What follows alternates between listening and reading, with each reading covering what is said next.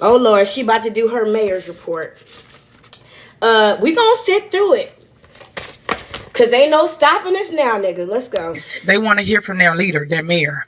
So you have to give me the same respect that I give you, whether Oh, you thought that was the first time she said that? When you heard her say it in February?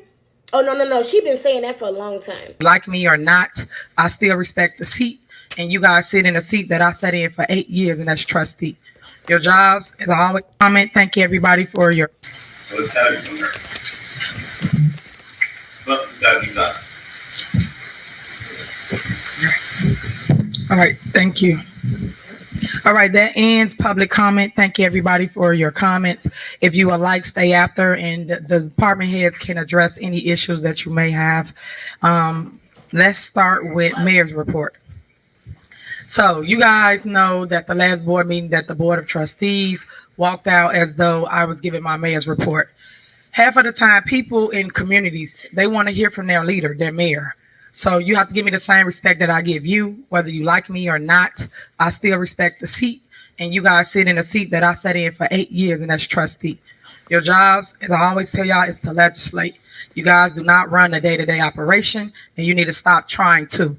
The job of the day-to-day operation is overseen by the village administrator, the management, and myself as your mayor. So please respect how the setup is. And it was like that before we got here. So what's any different? Because I'm a woman, so everybody want to run what I do. Y'all didn't try to run when Rowdy Rogers was up here, when Shaw was up here, when everybody that had this seat before me, you guys didn't say anything or attack them the way you attack me. Protect your mayor like you protect your mom, your sister, your daughter, your loved one. Make sure you be respectful of people when they have an opinion as relates to giving you an answer. That's all I ever ask for everybody up here, because I give the same to the board of trustees. When they want to speak, we let them speak in general announcement. We be quiet and we hear them out. And then when it's my time to speak, I give you my spiel of what we have been doing throughout our 1 month before y'all see us in another month. So that's what we're going to do this evening. You will hear from myself. You will hear from my department heads as it relates to everything that's going on in the village of Dawson. So first one, because I want to set some records straight. No. We're going to do this in small chunks. I'm not going to put y'all through that. Let me talk about what she just said. She just used some of her mayor's report time, which is not an allocated amount of time, to scold the trustees for legally ending the last meeting. She put her mayor's report at the very close to the end of the meeting, after corporate bills, after general announcements, after department reports. That's not normal. Her mayor's report usually goes right after the department reports. But she put her mayor's report after corporate bills, after about 35 arguments and 3.5 hours of conversation. Now, you talk about the job of the trustees being to legislate. Well, they legally ended the last meeting. Trustee Kiana Belcher said, I motion to adjourn this meeting. Somebody else seconded. Clerk Key called the roll. They voted to legally end the meeting. You should have, at that moment, legally ended that meeting. Your arrogance, your immaturity, your insecurity, your Machiavellian nature led you to continue talking, which now puts you in violation, because now you are having an illegal gathering. Tiffany Henyard. After that meeting was legally adjourned, no minutes would be taken, no votes would be cast, nothing that happened after that meeting was legally adjourned was legal. But you continued to talk. I didn't watch it to the end, and I didn't put my audience through watching it to the end, because y'all are better than that. Once that meeting was legally adjourned, it was over. There wasn't nothing else for us to watch. But she continued to talk for what I think was another 20 minutes. I really want to go back and see how that meeting ended now. I'm not going to do it right now, but I will go back and see, because, like, how did she end it? If they legally adjourned the meeting 20 minutes early and walked out, how did she end it? She didn't have a clerk to call a roll. She didn't have enough of a quorum to make a vote to adjourn the meeting again. I'm going to go back and watch that. We'll watch it together probably. And then, of course, she brings in the "'cause I'm a woman" I'm a woman too, and you're a piece of trash.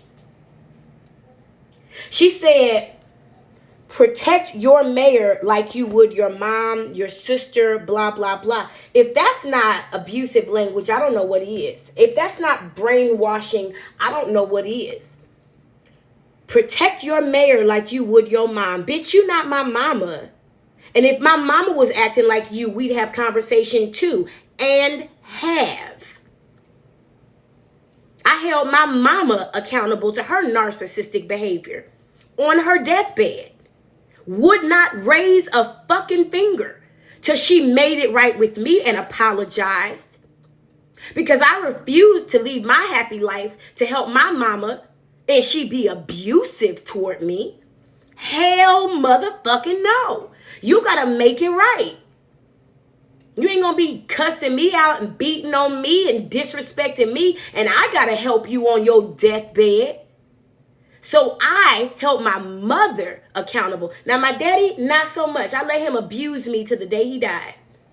I let that man abuse me and berate me and belittle me until he died because I had no idea if that would be the last time I talked to him. But by the time my mother's time came, I was like, I ain't doing this again. Hell no. I ain't a Christian no more. I'm not held to that shit. We gonna deal with real life like real life comes. So Tiffany Henyard, the fact that you would think anybody in that room should protect you like they protect their mama, that's why you saw Jason House get in his car and drive off.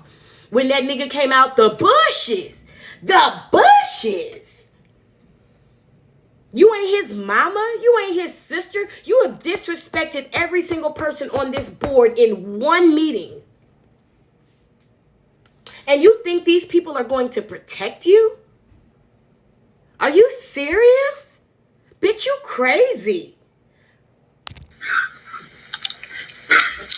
And please hold your comments. Because at the end of the day, I never ever said my side of the story. You hear one side.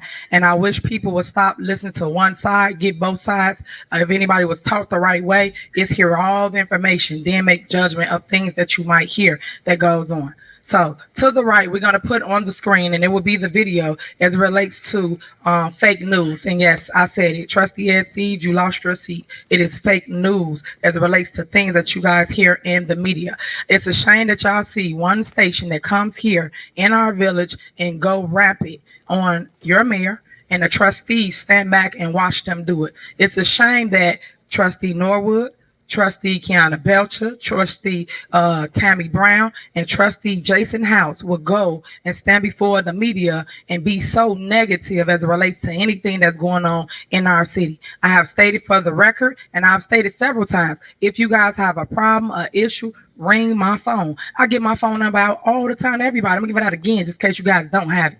708-297-6859. Trustees, 708-297-6859. So let me break down how the media sit here and drag people that they don't. I get my phone number out all the time to everybody. I'm gonna give it out again just in case you guys don't have it. 708-297-6859. Trustees, 708-297-6859. So let me break down how the media sit here and drag people that they don't like, that they cannot control, that cannot be bought. Because that's really what the issue is, if y'all ain't seen it by now. The issue is people trying to control your mayor. I am a woman, but guess what? I'm a pit in the skirt. Understand that when I say that. And I'm not going to take no mess from nobody. I mean that. So y'all better become a little harder than that, because y'all trying to drag my name. It ain't gonna work. At the end of the day, I keep telling y'all gonna put some respect on my name. I earned my seat. I won by 82%. I don't know how many times I got to keep telling y'all this. The people hold voted it down for in me. the audience, please. Thank you. The people voted for me to lead, and that's exactly what I tend to do, lead, not follow you guys, because you guys can't even follow each other, don't even know which way is up. You guys keeping us in a deficit. Every time they talk about deficit, y'all should ask them who creating this deficit. But tonight, hopefully you will get a lot of clarity of what's going on in our village. So here we go.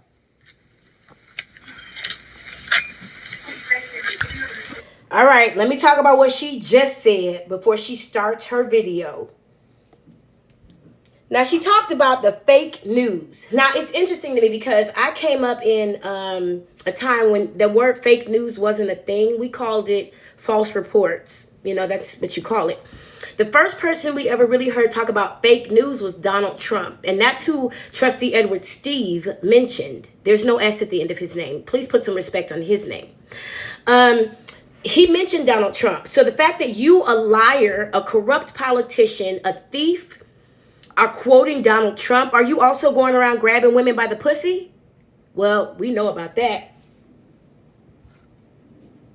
And if there is something great that you're doing in the community and you want more than Fox 32 to come out, why don't you do a press release and invite people out to the events that you do?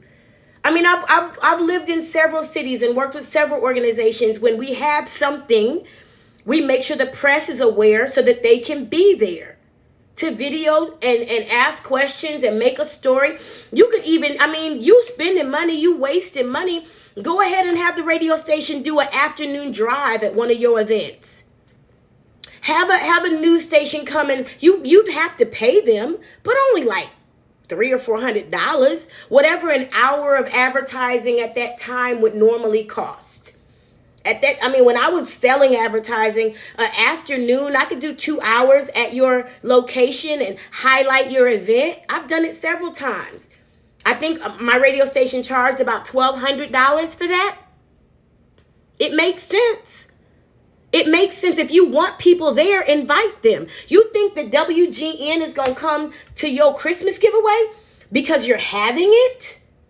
No, bitch. There's a way those things are supposed to happen. There's a press release. There's an invitation. There are announcements. You don't want people there because you don't want anybody investigating what you're doing. And then she said, ring my phone. Well, let's see what happens when I do.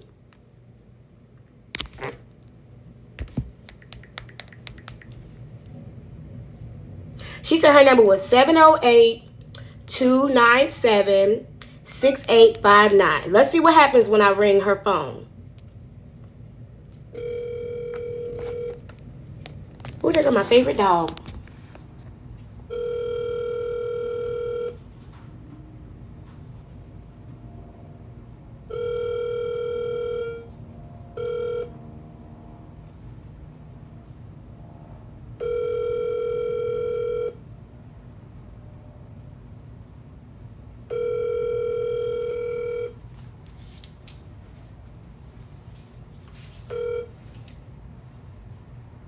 Voice messaging system.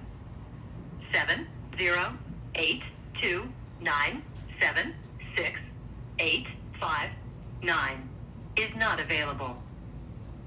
The mailbox is full and cannot accept any messages at this time. Goodbye. She said ring my phone, and I did. I was going to leave her a voicemail so she could call me back. So she could call my phone. I know they got my phone number from them FOIA requests. So she could call. Oh, that's beautiful. I live in a beautiful place, y'all. I see some amazing things from my room and my window. From my bedroom window, I see some amazing things. There's a man flying a carpet in the sky. It's literally just a carpet attached to an airplane.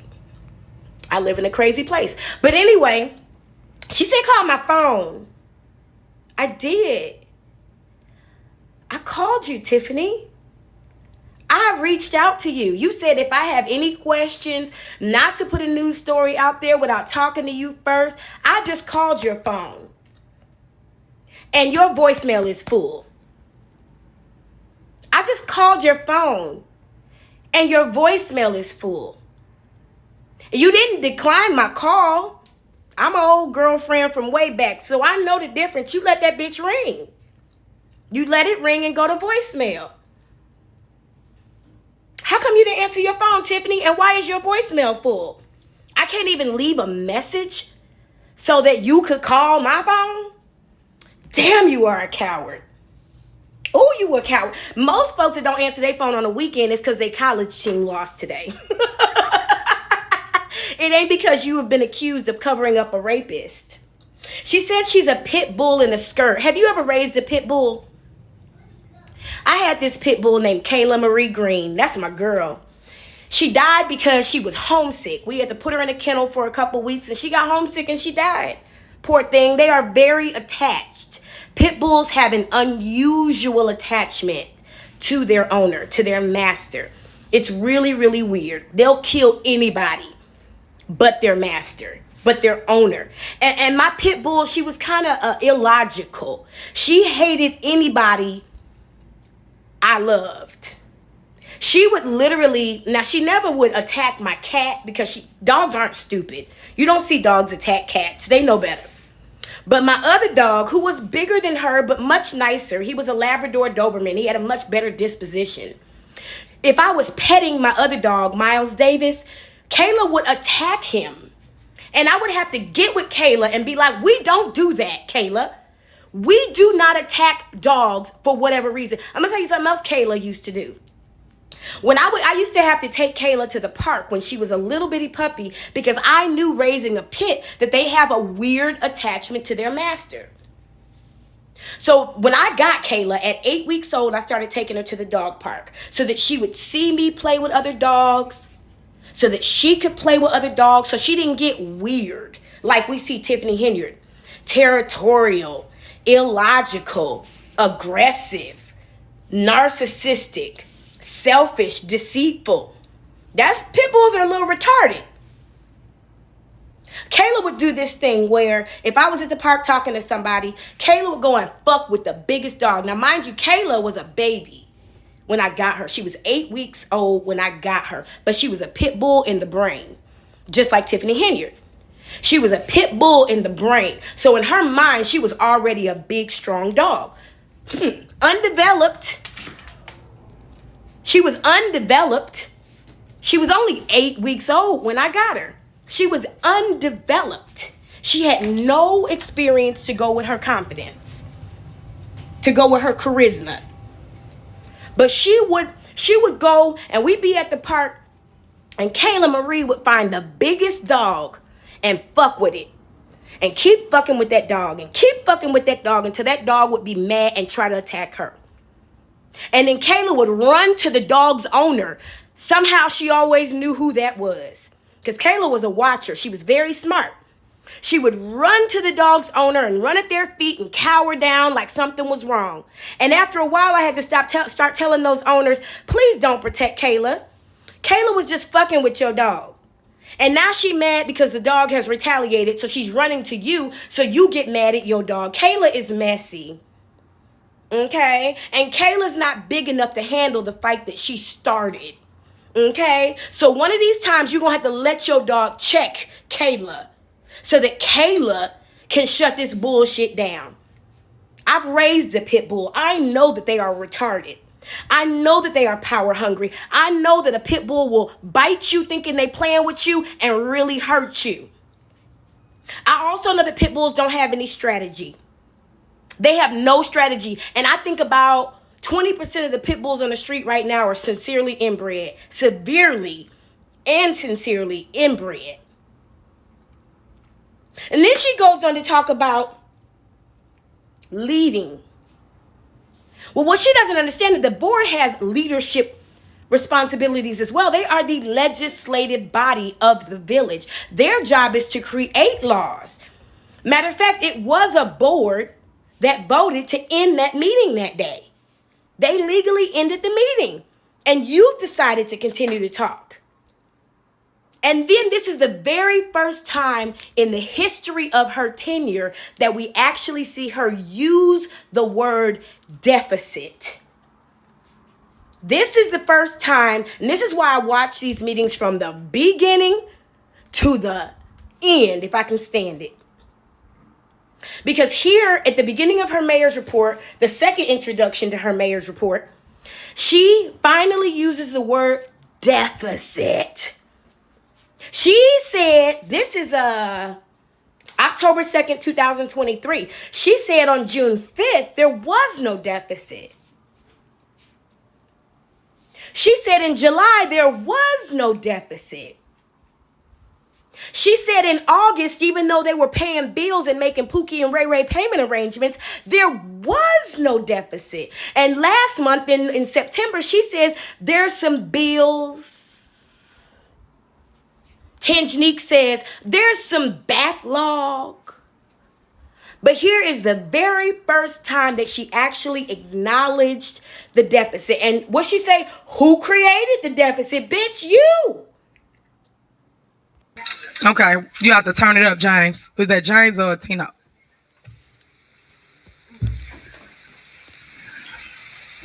You want to back it up, please? Stan. I said this might be a good time to take a break. If you don't mind, can you help us out? Hold that mic to that TV, please. Or just slide over there. Thank you. Pause it for 1 minute, James, so he can get some value to it.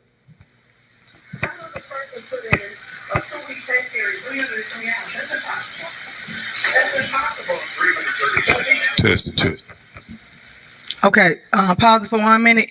So just for the record, what's going on right now? This was an interview that Dan Flaco did for us here at the Village as it relates to the hours. So this is the elephant in the ear, and I want to address it. The elephant in the room. You guys went on the news, Board of Trustees, and said that people was taking time, doing things with time for 303 hours. Residents, ask yourself this question. How can you work 303 hours? Please tell me, because I'm a workaholic. Anybody that truly know me, I work nonstop. As soon as I get up all the way to y'all sleep, I'm still on the street. So please tell me how you can work more hours in a day so I can do it. But 303 hours, come on now. Did nobody use common sense? And I'm speaking to my board. Not one of y'all used common sense. Not one of y'all calling to ask no questions. Y'all just got on the news and just went in, huh? So let's break it down. If Trustee Tammy Brown, I'm mad she's not here because she should have been here so she can get this lesson I'm about to give her. If she is a HR specialist, why didn't she know where the 303 hours came from? This is why I'm trying to educate the public. Where did 303 hours come from? Nobody used common sense say that maybe it's vacation time, maybe it's comp time, which is paid time due hours. Nobody thought to think of that. Y'all just thought somebody went and ran amok. We didn't do that at all. So that's why I'm clearing it up, because these trustees that run to every negative story, and I mean at every negative story, because they want airtime, because y'all not listening to them. So they got to go and put a negative spin on what they think we're doing in the Village, not facts, state facts. And any journalist that reports stuff, they go check the facts. And this journalist never check facts. That's why they the lowest rating news station in the world. Everybody calling fake news, from President Obama, President Trump, everybody, because they just report what others tell them. While y'all bumming it in his ear, he wrote this negative story, which ain't true at all. Play the video. That's impossible. 330. Now just ask that question. How can somebody work 303 hours? This is Trustee Stan Brown reading it to record.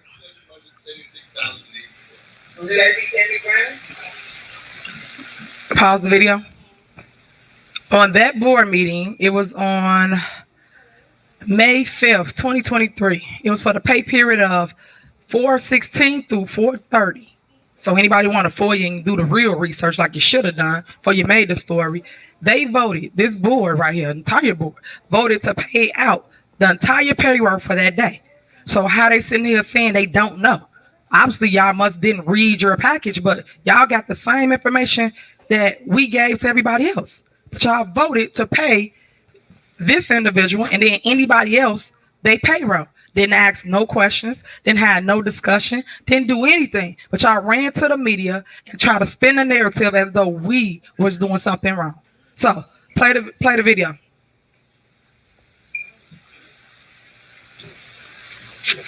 Information request we did to see how much overtime these officers are making under security details. Oh, wow. 162 hours. 162. Well, that's not bad. Put those through your mind when you see this cost. Well, we filed a Freedom of Information request and found that officers assigned to a detail are routinely working hundreds of hours of overtime. Pause. Next.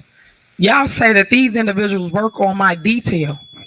When you did the FOIA request, it says no such thing. So how dare you assume and allege that the individuals that was given to them by the Board of Trustees say that they part of my detail? And it's false, because people work here in the village to protect the residents, but they attached all those people to my detail. And it don't say that. It asks for hours of anybody, which was the names that they gave them, for 2 year period. 2 year period. It had nothing to do with mayor's detail. It had to do with their work history for 2 years. But did anybody ask that question? Did anybody break this down like I'm doing for you so that you can make sure you know what's going on? It's a shame that I got to be the mayor, the trustee, the reporter. I got to do all the research just to show the people how people just lie on people's names and spin it because y'all control the media, right? When the media can just put anything out on people, people tend to believe certain channels. There's one station you definitely shouldn't believe. But I want to show y'all the facts so that you can determine later for yourself when they go, because they ain't nothing but a big smear campaign. They mad because God keep blessing me with things such as I'm your mayor, I'm your supervisor, and he keep blessing me. And like they say, whatever God got for you is for you. Can't no man or woman take it from you. So until people learn what it is and how to actually do research and stop just listening to hearsay, and I get it. Bad news travel quicker than anything. And that's why it's called messy people. Misery needs company. And that's what these 4 individuals need. They need company. They need you guys to like what they doing, which is nothing, in the village of Dalton. And I try to point out every single board meeting how they neglect y'all, how they don't pay bills to that one vendor that asked to get paid. The trustees took you out of that warrant list. And I've asked them and begged them to pay y'all because you guys are doing the service of the people, but people not paying attention to that. Lights everywhere in our village, especially on the west side where Trustee Norwood live, but she voted no to take care of the west side where she stay. Where they do that at? Either you want to service the people or you just here taking up a seat. That's why I tell everybody you are bench warmers. You're on the seat for just a limited time. And people got to remember this when election time come up, because them same individuals be at your door asking you for help when you need the help right now, residents. Why keep putting your needs on hold for their wants? Because they wants should not outweigh your needs. So we're going to go back to the video. How did you determine that all these individuals on the mayor's detail? Because somebody told you, because you didn't FOIA it. So somebody told you individual names. So reminding you that you putting them and me at risk. Because anybody that know anything about security, you don't tell people names. You don't give people positions. But y'all did that to this woman. Y'all didn't do that to Riley Rogers. Y'all didn't do that to Bill Shaw. Y'all didn't do that to Ronnie Lewis. You didn't do it to any of the men that sat in this seat before me that had a detail to them. So anybody that been here as long as I've been here, because remember, I tell y'all all day long, I grew here. Everybody else flew here. Because at the end of the day, I could tell you about every single mayor and they detail that was attached to them. But now when this woman takes this seat, it's a shame that now it's a problem. How? It wasn't a problem before. Yeah, I'm going to pause right here because she's going to talk like a crackhead or a cokehead for the next few minutes. So let me just talk about what she said already about this 303-hour paycheck that she never actually broke down. Do you have any understanding of where those 303 hours came from? She said maybe it's overtime. Maybe it's vacation pay. Maybe it's this. But what was it? What was that 303 hours? Well, I know, so I'll explain it to you. But let me start here before I explain it. Okay? She says, ask yourself this question. Honey, if you don't know how to answer a question directly, just say that. And that's why I say there need to be debates in Dalton before there is a new mayor. If a political candidate can't answer a question directly, that comes out in a debate. That comes out in a debate. The reason why there are debates, like she has mock trials to prepare the village department heads to mute the trustees. The reason why there are debates is because people need to know how you answer questions. People need to know if when you answer a question, if you're going to pimp talk them, if you're going to preacher talk them. If you gonna drug dealer talk them, if you gonna hoe talk them, if you gonna scam artist talk them, if you gonna booster talk them, if you gonna numbers runner talk them, if you gonna candy lady talk them, you never actually gave an explanation. You said you still on the streets while everybody sleep, then why are people drag racing up and down Sibley? She said, maybe it's this, maybe it's that. Well, let me clear it up, but she never did. Now, let me tell you this. Let me redirect to the trustees, the Dalton trustees. I need you to show your allegiance to Dalton by naming the suspect of that sexual assault. Why are you protecting his name? Why are you talking about the mayor and she needs to step down and blah, blah, blah, but you're not naming that trustee? I really do. Listen, this is not a no judgment zone. So I've got feedback and criticism and an eye for everybody. And there has been a miscarriage of justice in Dalton. From the people that endorsed her or nominated her down to whoever is protecting her today. And trustees, Brown, Norwood, House, Belcher, Brown, I need you to show your allegiance to the women and children and boys of Dalton, because nobody should have to worry about being in Andrew Holmes' presence and wondering if he's going to drug them and rape them. This is a commercial-free channel. I can say what the fuck I want. Okay, we are commercial-free. I don't have to use comfortable language. We talk. We use real words over here. Trustees, why are we all saying it's Andrew Holmes, but you guys are protecting him? You got to at least give an explanation for that. And if you don't have one, I need you to name him. You guys, Trustee Tammy Brown, Trustee Brittany Norwood, Trustee Kiana Belcher, read the complaint. You had that complaint. We don't have it yet. We're still waiting for it. But you've read it. You see the name that was redacted. I need you to go ahead and just let us know who we talking about here. The people of Dalton and the people of the world should not have to wonder if Kiana Belcher is sitting next to a rapist, or if Trustee Tammy Brown and Trustee Brittany Norwood are sandwiching a rapist. It should be known. If we could talk about Tiffany Henyard being the other person who's named in the Illinois Human Rights Commission complaint, then we could talk about Andrew Holmes. Why is his name being protected? And then she talks about checking facts. We're going to go back to Tiffany now.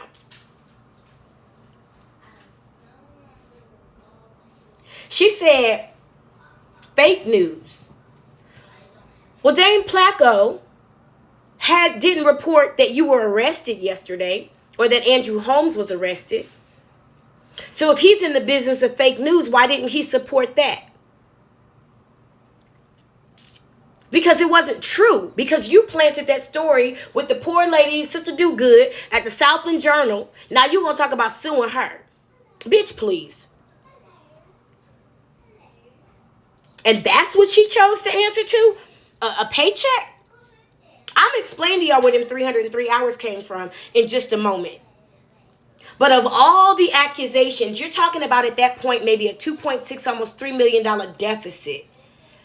Vendors haven't gotten paid. People have been officially oppressed by the police. Businesses not being able to renew their Class 8s, their business licenses. We got all kinds of things. By this point, she had commissioned the attempted murder on Valeria Brown and her tenants, because other people were placed at risk when that shooting happened too. But this is what she chose to spend these moments answering to. Now, if somebody FOIAs this information, are they going to get a fake document like Stephanie Wiedemann did? And I saw somebody else say they got doctored up FOIA documents too.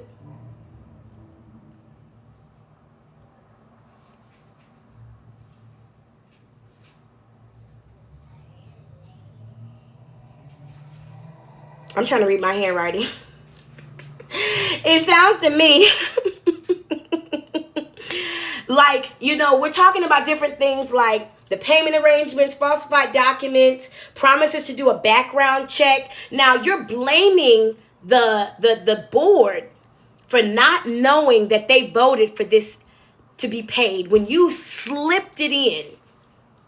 You slipped it into the payroll. There was no attachment or addendum that said, by the way, there are an excess of overtime hours or an excess of hours on one check. Let us explain. And let me ask you this. How come Janice Johnson isn't the one giving this explanation? She's the HR director. She's sitting right there. How come she's not the one to have this conversation? So you're blaming the trustees for not being aware that you've been scheming and scamming them for this long. Just like you blame them for not being aware that you were slipping in payment arrangements.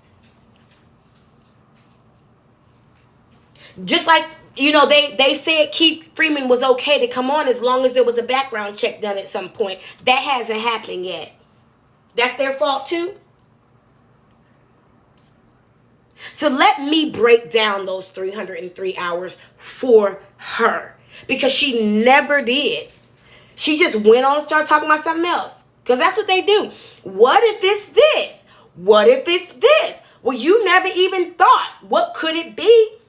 I mean, you must have got the name from somebody else because you didn't FOIA it. Here's where the 303 hours came from. So there were 80 hours of regular pay. And then there was an excessive amount of overtime on that check. Okay? But that particular officer, I believe, was owed about 160 hours of vacation at the time. Okay? So of that 303 hours, 160 hours of it were vacation time that hadn't been paid. There was vacation time, some sort of other time. All those times that are, all that time that's built into your compensation plan. Sick time, vacation time, personal time, holiday pay, all of that sometimes you can cash out at one time if you need to. In some areas and some corporations, you can sell your vacation hours back to the company, which I would never do. Because for most of us, the time that we the time that we spend at work is actually more than one day of work. So if you sell 8 hours of vacation, you still got to do those 8 hours of work at some point. But that's where the 303 hours came from. Let me see if I can do some math real quick. Whew. I'm going to help her out because she's an idiot. So on that check, there were 303 hours. Let's just say 300 roughly. Well, let's use the number 303 because that's what we know. Okay? We already have 80 hours of regular pay. Right? And then I want to say there were roughly 2 weeks of vacation or 3 weeks of vacation. I'm going to say 4 weeks just to make sense because I don't know what the tenure of this officer was or what was in his collective bargaining agreement. So I'm going to say, for the sake of conversation, there were 4 weeks of vacation. Because this was into the next year. So for all we know, there was rollover from the last year plus what he had accrued from the current year. So let's just say 160. That leaves 63 hours that were overtime. And those 63 hours were at 1.5. So most likely, let me do some math. Hold on. Divided by, let me see if I can do it. That's what I thought. There were roughly 42 hours of overtime, and then the extra time was the extra half a time. 42 hours of overtime is an extra week of overtime, which meant that in those 2 hours, that man was roughly working 12 to 16-hour days. He was working enough that he built up an extra week of overtime in one pay period. Well, those 42 hours of overtime would have been 21 hours a week. Okay? 21 hours a week of overtime. And if there are, let's just say he worked 5 days that week, that's 4 hours a day. That's what I said. He was working between 12 and 16 hours a day. If his regular day was 8 hours, then he was actually working 12 hours. 12.2. He was working about 12 hours and just under 15 minutes. 12 hours and 15 minutes a day, which most likely he was getting paid for his lunchtime. He wasn't getting any federally reserved breaks, especially if that's 12 hours and 15 minutes. Where's that extra 15 minutes come in? He was clocking in early or something like that. I just explained to you where the 303 hours came from. It was technically legit, except for all that excessive overtime. And that was one of her members. It is not by coincidence that this 303-hour paycheck happened to be one of the officers who are on her detail. It's not coincidence. It wasn't by coincidence that when Micah Johnson, also known as Micah X, went to Texas and killed 5 officers one night, it wasn't by coincidence that one of them happened to have a KKK t-shirt on under his uniform. One of those 5 officers, that 20% of the police sample at that time was a member of the KKK. That wasn't a coincidence. That man knew what he was doing, and he knew who he was targeting. Shout out to him. May you remain in power. But it was not a coincidence that happened to be the same person, the person who had all that vacation time, all that comp time, all that extra time on that paycheck that we just broke down and made sense out of. But Tiffany Henyard can't because she doesn't know how to use a calculator. And she won't allow Janice Johnson to speak. All they do is boss her around. Get some balls, Janice. Let's talk. It wasn't by coincidence that he happened to be one of the officers on her 4-person detail. There are 45 officers in Dolton. One of them had a paycheck with 303 hours on it. 42 hours approximately of overtime. And he happened to be on the detail of the mayor. That's not a coincidence. See, Tiffany, what you got to learn how to do is actually answer the question. But then you got to deal with the issue of why you have an officer working 21 extra hours a week of overtime. 21 and a half hours a week of overtime. That's a whole second job. Yeah, there was a question about that. Why isn't Janice Johnson breaking this down? She keeps the HR record. She's got the time tracker. She knows what's tea. Why isn't she allowed to speak? Now, we're going to talk a little bit about Chris Gonzalez. Because she said, Tiffany Henyard just said God put her in that position and you cannot remove her. And so many other people did too. But yesterday, about this time, Chris Gonzalez said he regrets ever nominating Tiffany Henyard. He said to some people, he's apologized. Nigga, you need to apologize to all of us, all the way to Australia. You need to apologize to the Down Under for nominating Tiffany Henyard to be the supervisor of Thornton Township. Because as I said, you said the reason why you chose her was because she was young, she was a woman. Nigga, you thought you could control her. She sat down and had a meeting with you in Calumet City on February 5th, somewhere between February 1st and February 5th. January 5th. Thank you for reminding me, Zuccarelli. She sat down and had a conversation with you, Chris. And she promised you that she would do whatever y'all wanted her to do. She would follow the politics of Frank Zuccarelli. She would make sure that everybody kept their jobs. She would understand that there was a capable, well-oiled machine already working, and she would just come in and finish out his term. Bitch, she got you. I'm not doing anything different than what was warranted for the seat. And we're going to continue. I'm not doing anything different than what was warranted for the seat. I'm going to let her continue. So you can understand why.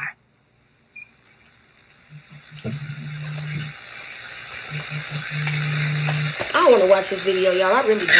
So this one's asking, is it normal to vote for things that you guys saw that you just heard in a board meeting? They voted for the individual to get paid. They voted for all of them to get paid. So if it was a big problem and they asked for that information, literally I think it was April, Tanginik? About April, and then they just not playing this now. So you had that all that time, didn't ask one question, meaning the news. Didn't ask one question. This is what I'm saying to you. All I can do is point it out and make you see the things that's wrong with this. Play the video.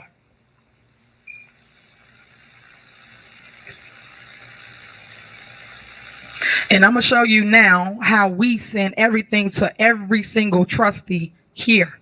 This is Tanginik, our finance director. Those are attachments of payroll reports, financials. Y'all talk about transparency. I told you, stop letting them send y'all off. We send an email every single time about everything we do here in the village. There's your proof. All I can do is make you see, because right now you're just hearing things people say, hearsay.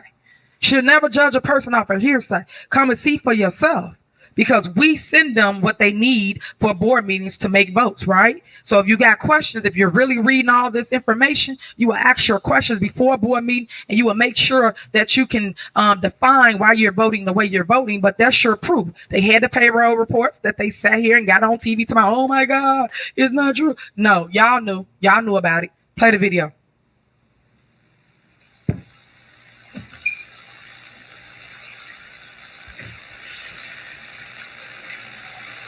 And this is just breaking down and pointing out all the things attached.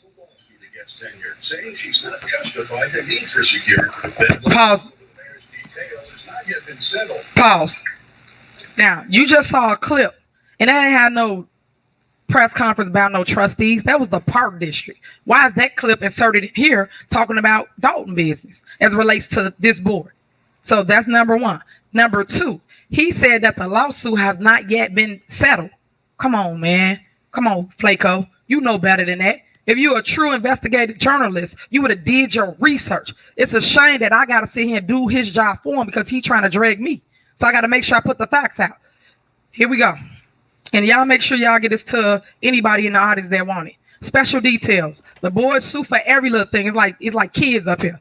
Anytime they can't have their way, it's like kid that you're playing with and you take your toy and you run. That's them. You can't play with me today. That's how they act.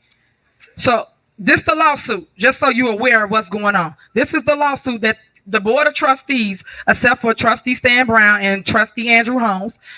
And we know why Trustee Andrew Holmes has not participated in this lawsuit, because she got him by the balls at this point. This is only 4 months after he raped the person who we know he raped. Sued me for saying I can't have a detail here in the village of Dalton. And when I say we won that lawsuit. Here's the judgment. Here's the date. It say March 14, 2023. We've won the lawsuit, which states that, guess what? I can have a detail. And then on top of that, it's in the CBA.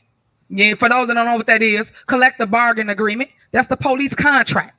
So that's why I'm trying to explain to you that every mayor has this. But you make a big emphasis about when I have it. When y'all do know I am the first. I'm the first youngest female mayor. Here she go. Female. Get the most. Okay, before she gets into that bullshit, let me just cover a couple quick things. We talked yesterday about how she will find one fact, one thing that the trustee said, and then go and spend hours and hours developing something to disprove it. Well, why didn't she spend any amount of that time explaining to you where those 303 hours came from? How come she hasn't done that? How come she didn't spend any of the time that she just spent putting together a video and making the village of Dalton pay for it to explain to you where those 303 hours came from? And then she's actually having a whole conversation right now with somebody who's not even in the room, Dame Placco. This whole presentation is for Dame Placco. Then why do the people in the room have to sit there and listen?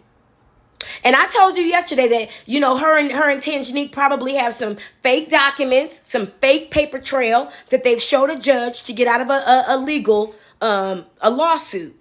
Well, here we see it. Well, here's Tanginik. She's showing you the Excel. She's showing you everything we sent. Y'all, come on. Why would these people sue you for documents they already had? And then the fact of the detail is every single elected official has a right to security detail in that area. There's an ordinance in Dalton. So then why are those police officers at Thornton Township too? That's not where the CBG goes. The collective bargaining, CBA, the collective bargaining agreement doesn't extend to Thornton Township or your mama's house or your daughter's school or Chicago to go shopping for your daughter's birthday. Or to get some fried chicken, to do nigga shit. The collective bargaining agreement is for reasonable security.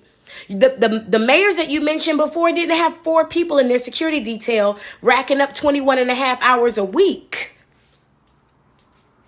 21 hours and 15 minutes a week of overtime on top of their regular work. The people before you didn't have all of this, also because they weren't running their mouths the way that you do. But if you should have this security detail, then so should every other elected official, including Clerk Key. It's a part of the CBA, right?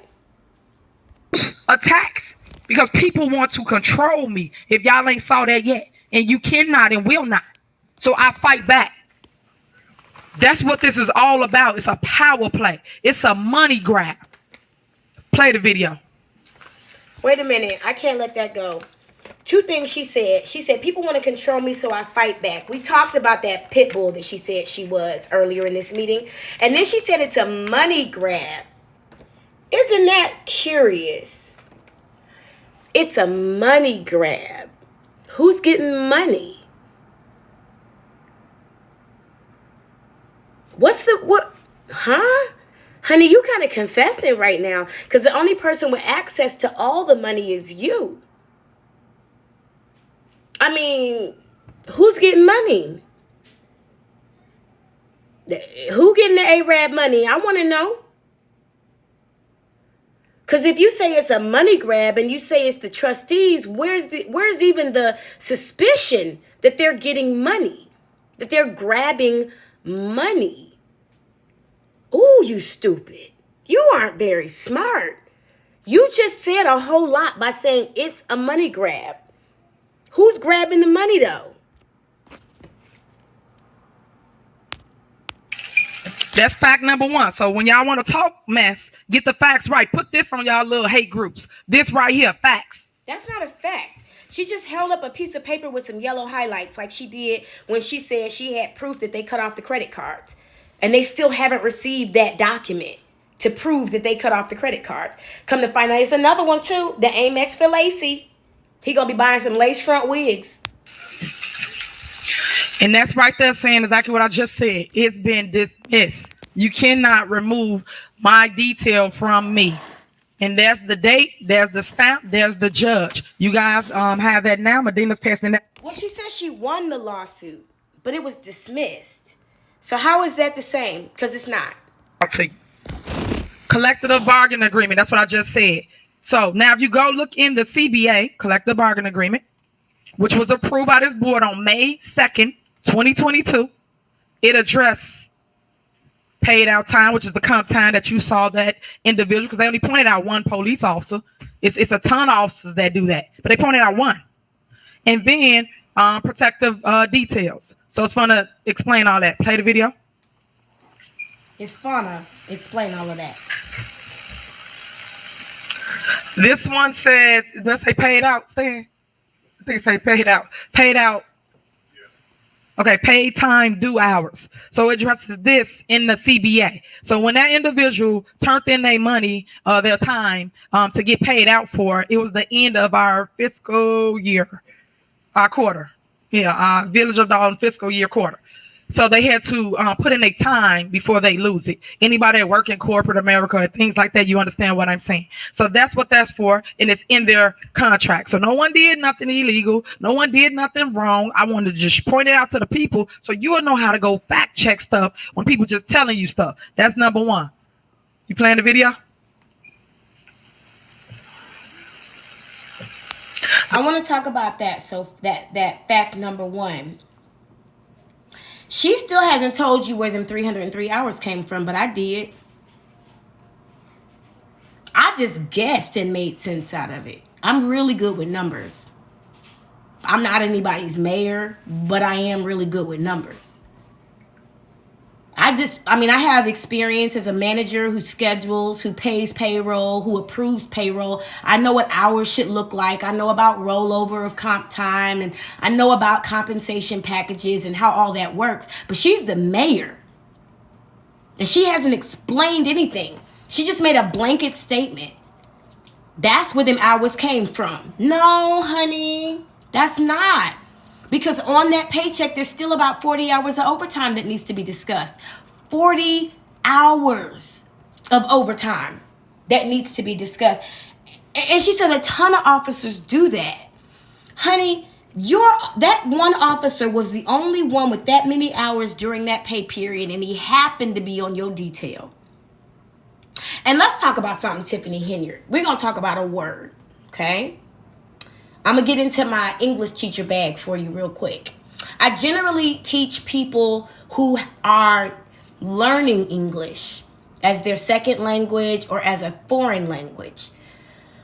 But bitch, you need someone who teaches people who don't know English. You don't need an English teacher who teaches people who already know English. You need somebody to come to you who teaches people how to speak English. And that's what I do. So let me help you. Funna.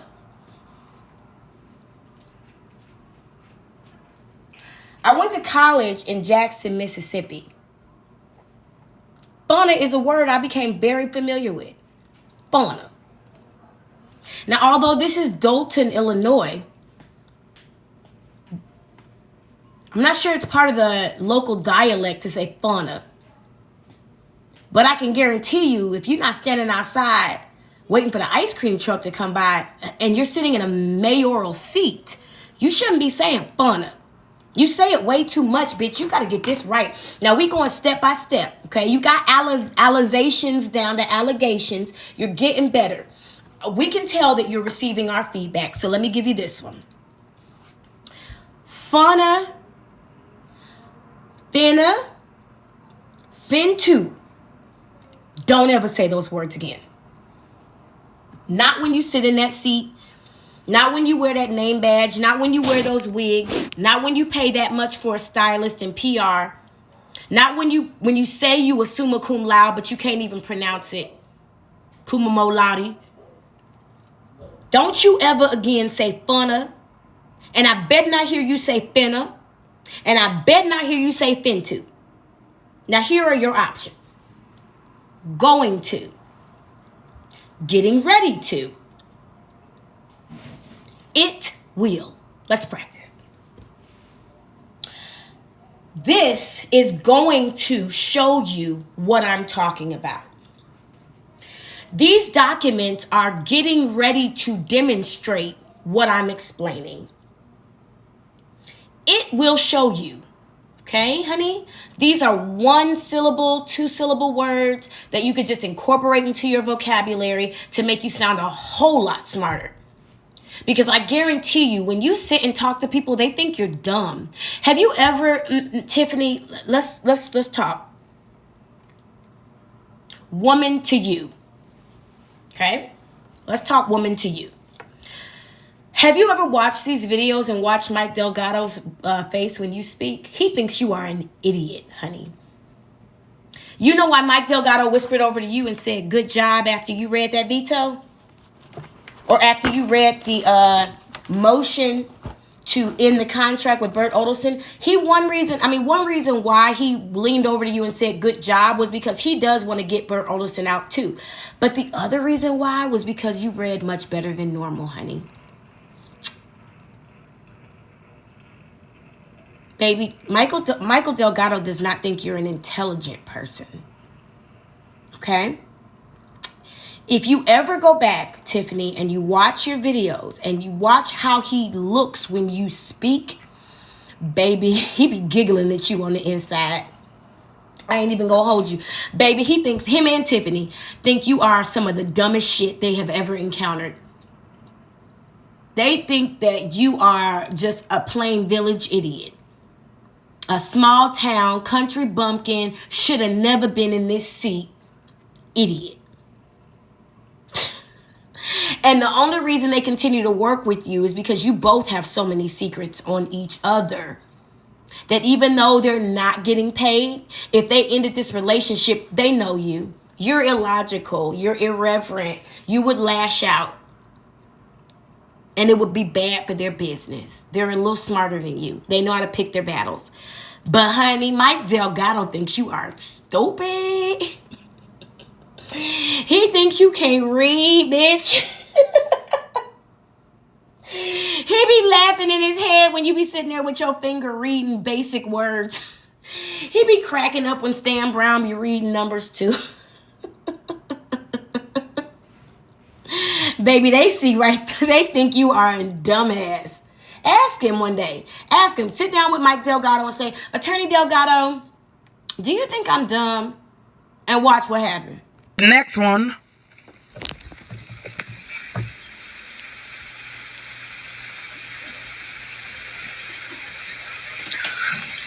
James, you playing? The next one is protective detail. That's in there as well. Trustees, I'm giving y'all this lesson too. The name of this file is onefakenews.pdf. If that's not the most immature, unprofessional bullshit I have ever seen.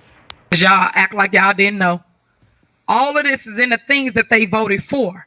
And I just gave you the day. So when they voted for it, I gave you the information of everything that's in this CBA that's approved by this board. But they get up there and they spin things like someone's doing things or being reckless. How? And I'm showing you that they're approving the things that they're going on the news saying the opposite about. Play the video. She ain't said please or nothing. And at this point, it's like no one had any questions about overtime. No one had any questions about what's going on. And she's sitting there in a Nino Brown costume with her dumb ass.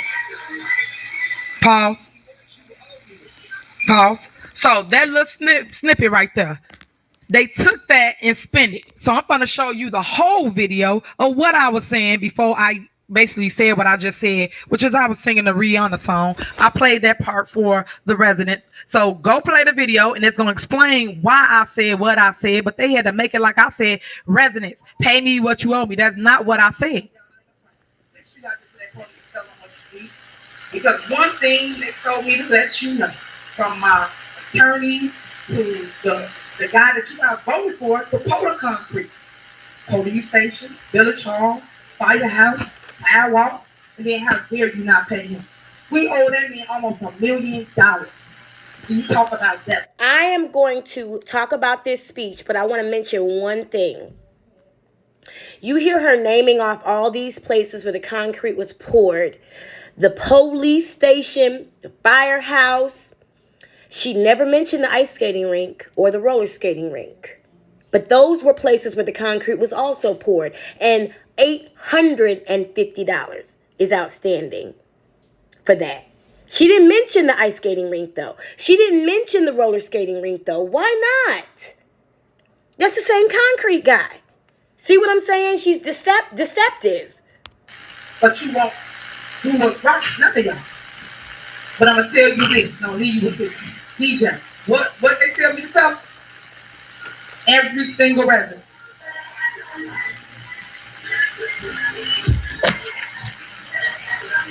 Pay me what you owe me. So there you have it. So I'm talking about what the vendors had an issue with, and then basically I just sung the song. You can hear it in the background of what they saying, and they saying pay you what they owe you.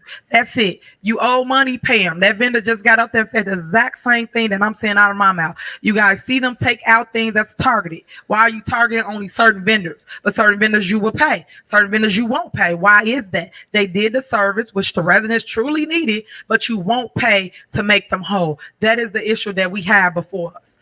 Play the video. Let's talk about this, because we're going to take this piece by piece. This bitch has talked now for about 10 or 15 minutes, and we have to break it into pieces so that we can break it down, okay? She's saying that the board voted for these things, and so why are they going in public? Well, they were deceived. As Trina Down says in this comment, the first part says they could only earn up to 250 hours. Well, this check had 303. They agreed to the CBA, but what actually happened was completely different. Oh, how many times has that happened with you, Tiffany Henyard, when you said you were going to pay for your own inauguration and then asked the village to foot the bill? Or said that your high school was going to cover the fireworks and then asked the village to foot the bill? Or added your stylist, who is slightly mediocre given what you're presenting, added your stylist as an administrative assistant at $7,000 a month to the payroll without board approval. So you deceived them into a vote. That's what niggas do. She deceived them into a vote and then said, you didn't know what you was voting for? Y'all. And she wondered why don't nobody trust her. And she actually doubled down on the Nino Brown Rihanna. This is how dumb she is. If that was a mistake anybody made and they acknowledged it as a mistake, they would have never mentioned it ever again. But she's saying she came in dressed as Nino Brown because there was a mail-in vote the day before and some of the ballots got lost. So she walked in asking people, you don't know nothing? Don't nobody know nothing? Well, that whole scene in Nino Brown was about the Carter getting infiltrated. He was like, you don't know why? You don't know why the police got up in here? You don't know how the feds got access to our building? You don't know nothing? Then she goes and doubles down on the Rihanna thing. Now, her explanation that she didn't explain very well, but I'm going to explain it for her because I am articulate and I am concise and I do know how to organize my thoughts in a professional way. She said she was speaking for the vendors. It's the vendors telling the residents, bitch, better have my money. So the city of Dalton gets into contracts and does business with vendors who call the residents of Dalton bitches. Tiffany Henyard, you doing business with vendors who call your residents bitches and you're relaying the message to the residents that they are bitches and they better have the money of the bitch? You can't clean that up. You can't clean that up. There's no way around using that unprofessional. Listen, I have held so many meetings where music was used and bitch better have my money was not one of them. I've used music to illustrate a point in a meeting. All of us have if you're creative. But no, there is a decorum. There is a standard. There is a level of excellence that is used when we plan these meetings. And I guarantee you, none of my songs to my people are going to say, bitch, better have my money. Pay me what you owe me. Y'all should know me well enough. Please don't call me on my bluff. That's my shit too. That's my song. I listen to that song all the time. I call back every single money, every single dollar, every single dime that is owed to me effortlessly. But if we know that song was about Rihanna's relationship with Jay-Z and her trying to get out of the contract with him. And in the music video, she kidnapped his wife and killed her. Tied her up and killed her. I think she stabbed her to death. Wife in the back of my brand new foreign car. That was Beyonce. Louis XIII and you just bought a shot. That was Jay-Z. Bitch, who were you? You were Tiffany Henyard. Who nobody knows separate from this corruption. Except for your nasty ass food truck. And your bill to the community college. Honey, are you literally doubling down on this Nino Brown Rihanna thing? That's not good. And her name is not Rihanna. It's Rihanna. Stupid. You're doubling down on it though? You're trying to explain it? If that's not, there's so much in this meeting, y'all. We are only an hour and 5 minutes into this meeting, and it is chock full of shit. Chock full of shit. Listen, you can't explain that. If you had a great PR team or you were listening to the people who are on your team, you would definitely not have done that. Because that makes you look real bad. You're speaking for the vendors to the people that voted you in office On behalf of the vendors, you're telling the residents, bitch, female dog, better have my money. Well, isn't that, I remember when I was a little girl, we used to go visit my cousins and my aunties in Chicago. Because my daddy is from Chicago, Cabrini Green, West Side, baby. 1945, okay? And I used to, my cousin Eric, who I love very much, he's a DJ in Chicago. He's a house DJ. My cousin Eric, back in the day, used to love, I forget what the name of the group was, Too Short. He was from Chicago, but he loved him some Too Short. This nigga had on his wall when we were kids, little drawings of a man with a big hat and a gun in his hand, talking to a woman in a little bitty skirt with big titties and a fat ass. And he wrote on that paper, bitch better have my money. This was probably the 90s, late 80s, early 90s. That was my first interaction with that phrase, bitch better have my money.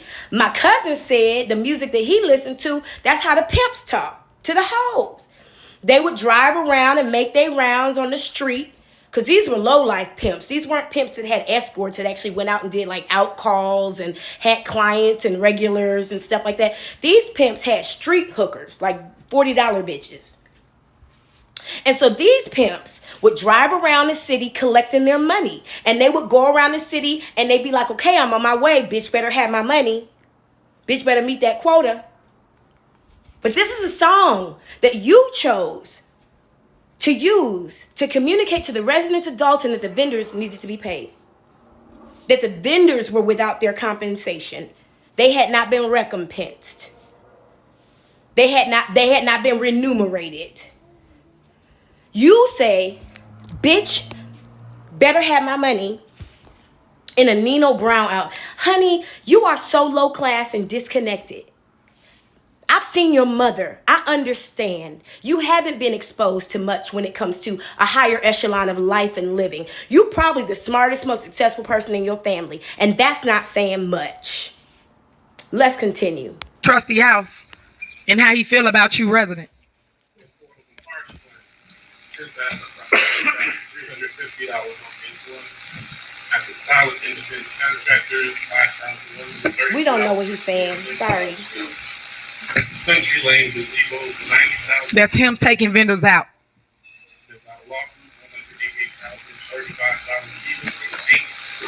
Being ready to camp with all 32,000 $4.07 5-star line number $22,185.12. Okay, so three people who just paid 2 months of time.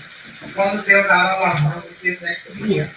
Who is supposed to make sure the village is protected if you guys want to pay the law firm that do the cases, the court cases?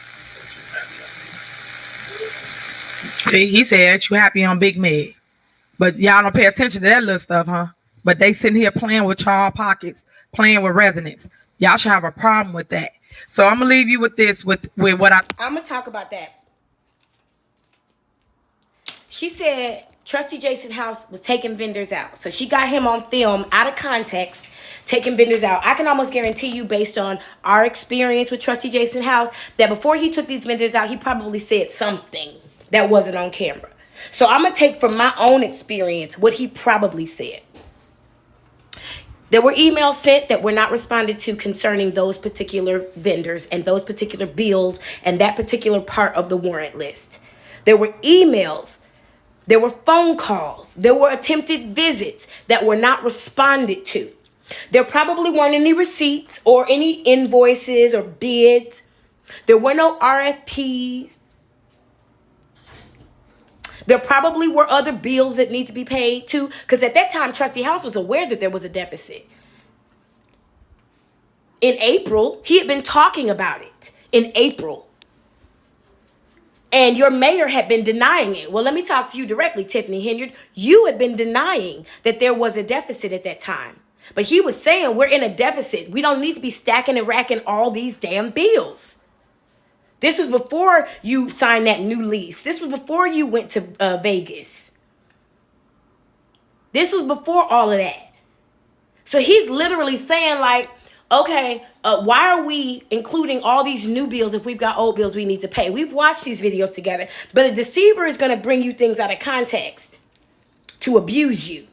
Just stated.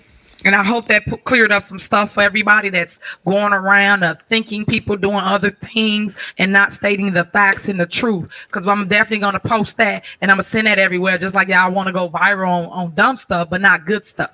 They always post the negative, but not the things that we actually do in our community to build our community.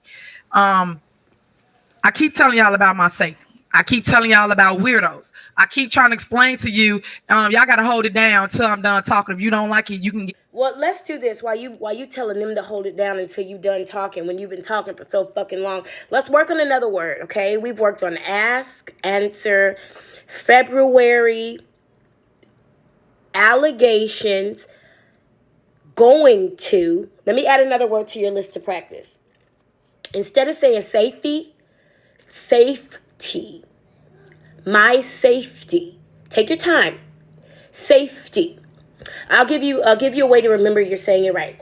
If during that word your lips tickle because your teeth touch them, then you know you're saying it right. But if during that word your tongue tickles because your teeth are touching them, then you're not saying it correctly. Okay, I'll say that again for you, Tiffany, because I know that special bus probably rode by your house. Let's go. Safety. Safety. Safety. Where'd you feel the tickle? Oh, good. You felt it on your lip. Very good. Now, I want you to touch your lip when you say it so that you can make sure you feel your teeth. Safety. There you go. Good job. Safety. Good girl. High five. Now, so officers, quiet these people down, please. Next, what I'm trying to explain to y'all is about my safety. We get so much negativity because people put out so much mess about false things, nothing positive, nothing that's factual, but they put it out. And what I have a problem with is y'all do know, like a lot of y'all get up here and say, I got a daughter. I'm a single mom of a 4-year-old child. So when we get people that run up on us, people that threaten me, people that do all these things, and I tell y'all, the public, it's a shame that no one sees how the media puts it out. And don't y'all think I need more security now that y'all did that? Don't y'all think we get a lot of more crazy people that actually text us, email us, follow us? Dan Faco, if you really was a true journalist, you follow me to a restaurant. You tell people where we are. Y'all telling names on social media about who y'all think my security details are. So you're putting them and their family at risk. You're putting me at risk. No one thinks like that. And you should. Any woman that's ever want to run for office or in power, you should think the same way I'm thinking. You have a family that you want to raise at the end of all this. We do this because we care. Anybody that really get into public service, you got to have a heart for people. And you got to be able to go through the mess. Because I keep saying you're going to go through it, but we got to grow through it together. Because at the end of the day, people going to try to stop people that's really meant for good for you. People are here for good for you, not to sit here and tear the village down. I wouldn't still be in this seat if I didn't care about residents or rebuilding my community where I actually grew up in. Everybody else, they got stories that they heard from somebody else. But I could tell you from my mouth to your ears what Dalton used to be and how it was. It was majority white, for those that don't know that. Majority. And I tell y'all this, and I say this all day long, we had wallpaper. Flower wallpaper, green carpet. I went to school, like I said, with Susan. Them was my friends. It's not like that no longer. You can leave your bike outside and you're fine. Neighbors was helping each other. Ponderosa, Red Lobster, all these things on Sibley, gone. All I'm trying to say is, hey, we may not be able to build it the way it used to be, but we can build it better. And that's all I'm asking your support. But stop allowing them just to attack somebody because people can't have their way with me. Stop allowing them to just put negative things out there because people want things from me and I won't do it. At the end of the day, y'all didn't even ask about why is it that when all the liquor stores and some of the clubs are not open right now, the town being quiet, We ain't have too many issues. Not no shootings. And people stand up here and talk about their businesses being closed, but don't tell y'all the facts. And I said I wasn't gonna talk about people's business, but I gotta set the record straight because everybody lying on me, right? Y'all just think it's cute because you just want to lie, trustees. But half of the time they didn't have shootings at that location, but they not telling you that. One in particular on Sibley. When the shooting happened, they sprayed the whole Sibley. Did y'all know that AutoZone stuff was all broken out? Burger King, they had boards up all down Sibley. I don't know if you go that route home or drive to the grocery store, but you got to go out of your comfort zone, which is home and work, and go and drive around town, and you'll see what I'm talking about. So the minute you get to pull in liquor license, because they talk about business license, liquor license, where I am the liquor commissioner, people got an attitude. Now everybody want to talk, but they not telling you how it's hurting our people. I don't want to be in front of a grieving mom because a stray bullet hit somebody and they driving by. Should nobody in here want that. All I'm saying is we can do better with less. And with less being, we don't need all them liquor stores and liquor establishments. We got over 40. Did y'all know that? That you can go buy liquor from. How much liquor you gonna drink? We can cut that. But the minute I say that, then it's, oh, she's stopping the business. No, I'm telling you, let's redevelop our area into something better. Let's pick a entertainment district for people like that to house. They don't have to be scattered throughout our town like that. But no one ever wants to hear my side or hear my vision or what I ran on. But everybody heard it, them trustees, when they ran with me. You were selling mayor's vision at the doors. And now when it's time to implement the mayor's vision, nobody wants to implement it because they got their own hidden agenda. They got a puppet master. And they the puppets. That's the problem. I'm not joining that circus. I'm here to lead you guys. And I think we've been doing a damn good job of development our area. Half the stuff that we got, like I said before, we built with grant money. Half the stuff we need more money. And I keep going and get money for y'all. I'm the only one that's bringing back money as it relates to a mayor. But no one sees that. That's why I say give credit when credit due. And to my women, support. Don't hate, appreciate. Like support. Why is there so much hatred with women? That's sad. I am you. You are me. Let's support each other. Stop sitting here trying to drag somebody down. Because if it was for you, you would have had it. And if you want it, come get it. So all I'm telling y'all is let's band together because everybody keeps saying unity. Me and the board, we are divided. That's what we are. Because they keep doing stupid stuff. They keep on wasting your money. I know y'all think that we're gonna amend that. It's not gonna happen. And the reason why I say that, and I can say this out of my mouth to you, because most people give you mass, say, yeah, we're gonna kumbaya. We not. Because everything they have done as a power play, a money grab, and until you residents wake up and see that, you will never see what your mayor has been fighting for you. Other things that they're doing right now, they done lost every court case, every one that they done sued me for. Literally, I'm 20-0. Y'all catch up. Get on the winning team. Throw on the white towel, please. But they ain't. They gonna keep suing, because it's not their money. Go spend your own money and sue, because y'all not gonna win. As I keep saying, as long as you just stay focused, have tunnel vision, and follow your heart and lead with love, hey, God always fix it. Because he fixed this. And another thing that they not telling y'all, get y'all this other lawsuit. Since we're talking about lawsuits. Now, we're going to take a break, and we're going to cover what she just said. Because she says a lot, right? And that's what they do. They talk you to death, and then you can't really respond to all of that at once in the 2 minutes that she gives you to talk. So let's start with officer in the background. I believe that must have been Lacey or Collins saying, officers, quiet these people down, please. It's the language for me. Officers, quiet these people down, please. They're nothing. They're not humans. They're not citizens. They're not residents. They're these people.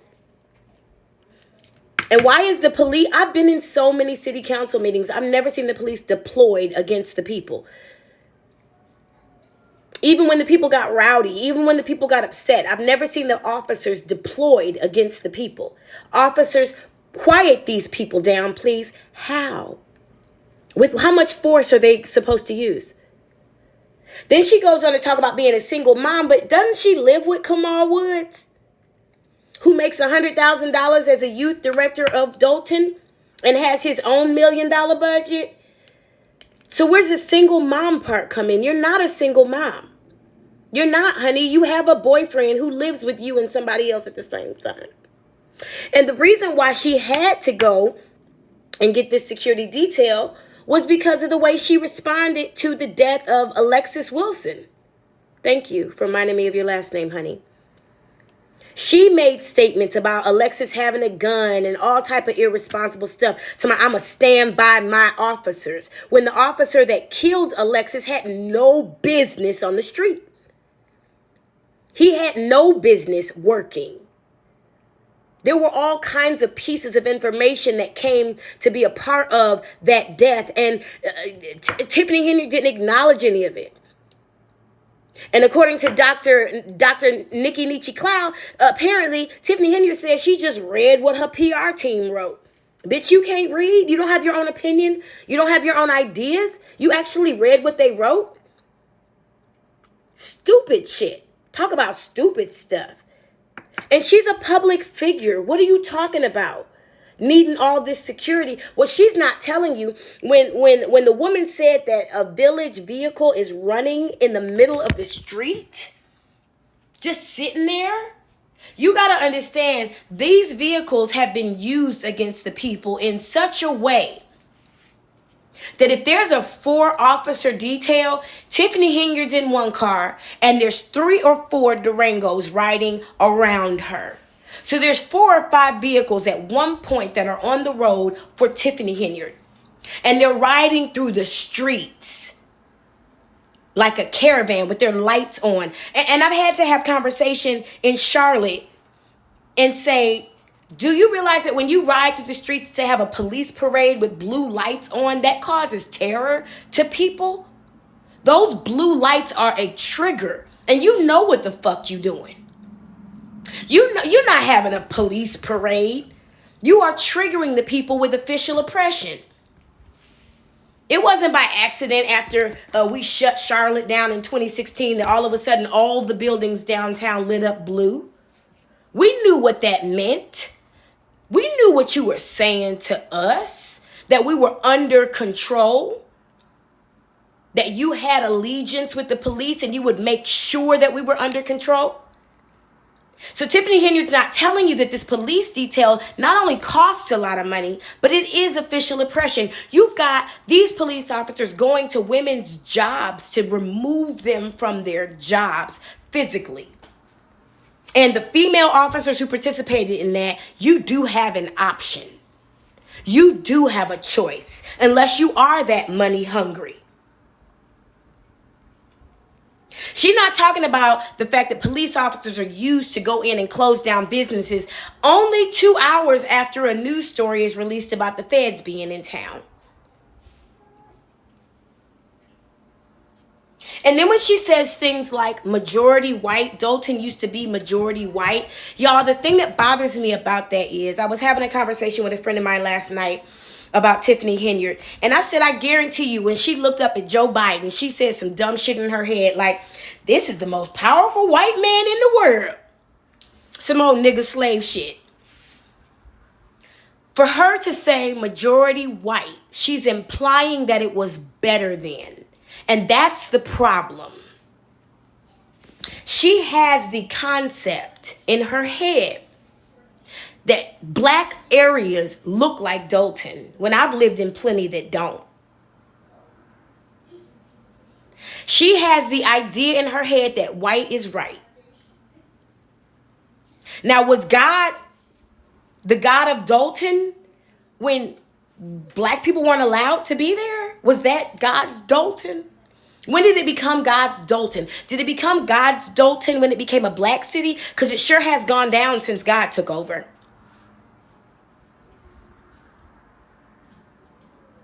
And she said that when the trustees went and knocked on doors selling the mayor's vision, that they should now go along with the mayor's vision. Well, let me remind you of something, Tiffany Henyard.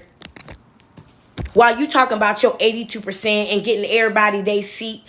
Those trustees, particularly Trustee Steve, Trustee House, and Trustee Belcher, literally had to sell your vision. They had to repackage it. You couldn't even knock on a lot of those doors because people didn't want to talk to your ghetto ass. Last time they saw you, you was passing out bowls of pig shit. Pig booties. Pig assholes. Which are quite tasty, I think, with some mustard and some red pepper. Long as you put a potato in the pot. And don't eat the potato. It's gonna taste like shit. But anyway, those trustees that you berate had to sell your vision. You just said it. You just said it. When they were going around selling the mayor's vision, because you couldn't articulate it, you couldn't qualify it, you couldn't quantify it, you had no way of telling people what to actually expect. A doggy park, a water park, an ice skating rink. You couldn't. You couldn't articulate it and you couldn't qualify it with any of your track record. You couldn't quantify it or qualify it with any of your past successes. You couldn't even knock on those people's doors. It took those trustees to do it for you. And every one of those trustees got more votes than you in that election. You got 1,000 votes. That's it. There's literally like 1,000 people that live in my apartment complex or my condo community. You can't think that you're successful when only 1,000 people voted for you out of the 20,000 who had an option. Honey, 1,900, I don't know how to do the math, 1,900 people decided they didn't want nothing to do with you. Do you understand that? Do you grasp that 1,900 people didn't want, 19,900 people didn't want nothing to do with you? Nothing. 1,000 people voted for you. 1,000 exactly. That which sounds kind of weird to me that it's an exact number like that. That's some dumb shit she would do. But Keith Freeman wasn't on her team at the time, so we can't blame that on him. But listen, they had to sell your vision. Those trustees had to go door to door and say, yeah, give her a chance. Yeah, we understand there's some delays, some disconnects, some discrepancies, but we and our expert and our wisdom are going to cover her faults. I hold you accountable for that, trustees, just like I hold Chris Gonzalez accountable. But I have more of an affection toward you, so I'm going to take it easy. I will say this. I hope you learned your lesson about backing somebody who's obviously incompetent. And you noticed even during that time, you saw that there were things that were wrong, but you were so intent on getting your own seat that you never said, hey, wait a minute. This woman don't have no business being lawyer and being mayor. And if that means I can't be trustee because I back out of this race and not support her, then so be it. It was more important to y'all that y'all got your individual seats. So you supported her fucking ugly ass vision with cloudy glasses. That's on you. FOIA case against the clerk. Clerk was saying this our department. They not this, they doing that. FOIA case, we won that. Security case, we won that. Fire commission, we won that.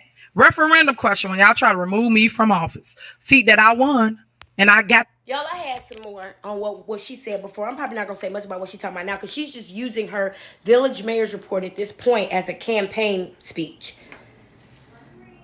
I want to ask this question. She said it's a money grab. Again, to who and for what? And she said, to my women. Isn't that how an entertainer talks to an audience? Where my ladies at? Fellas, where you at? Sisters, y'all all right? And that, to my women. Bitch, you are not Rihanna, honey. You are Tiffany Henyard. Barely. She has said privately confirmed by 2 people that she and the board are at war. You got to understand something about this Gemini energy. It wants what it wants and it don't give a fuck what it has to do to get it. It will manipulate. It will make friends. Okay? And then when it gets what it wants, it's going to be who it is. Okay? Now, she said they were at war, and she assumes that these people are ignorant enough to not know that she's mistreating them. See, a lot of people think that they that smooth, that they can just deceive and be a snake to people. I love snakes, by the way.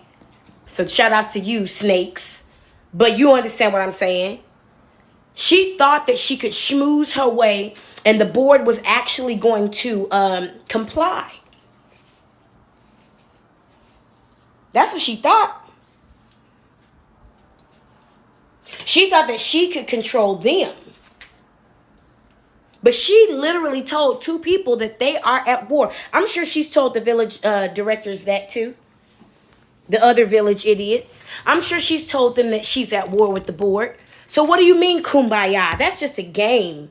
And then you hear her say again, tunnel vision. She wants people to have tunnel vision. Not see left or right, but just see what she shows you.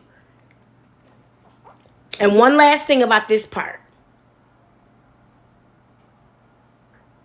She said God is going to fix it. What about the rapist sitting across the room that you're covering for? Where is God in that? Y'all seats, but they try to remove me. All illegal stuff, but I keep telling the residents because I don't know if it's just because so many going against one that you just think it's the one. But you're right, I am the one to get the job done. But I need your support now. The biggest one that was the hottest news, because what the news was that when we was out Saturday with the rink and they were skating and everybody was happy. Where they was at? The signature case. Did you know they lost that? They went in the bank and removed me off a bank account. Where they do that at?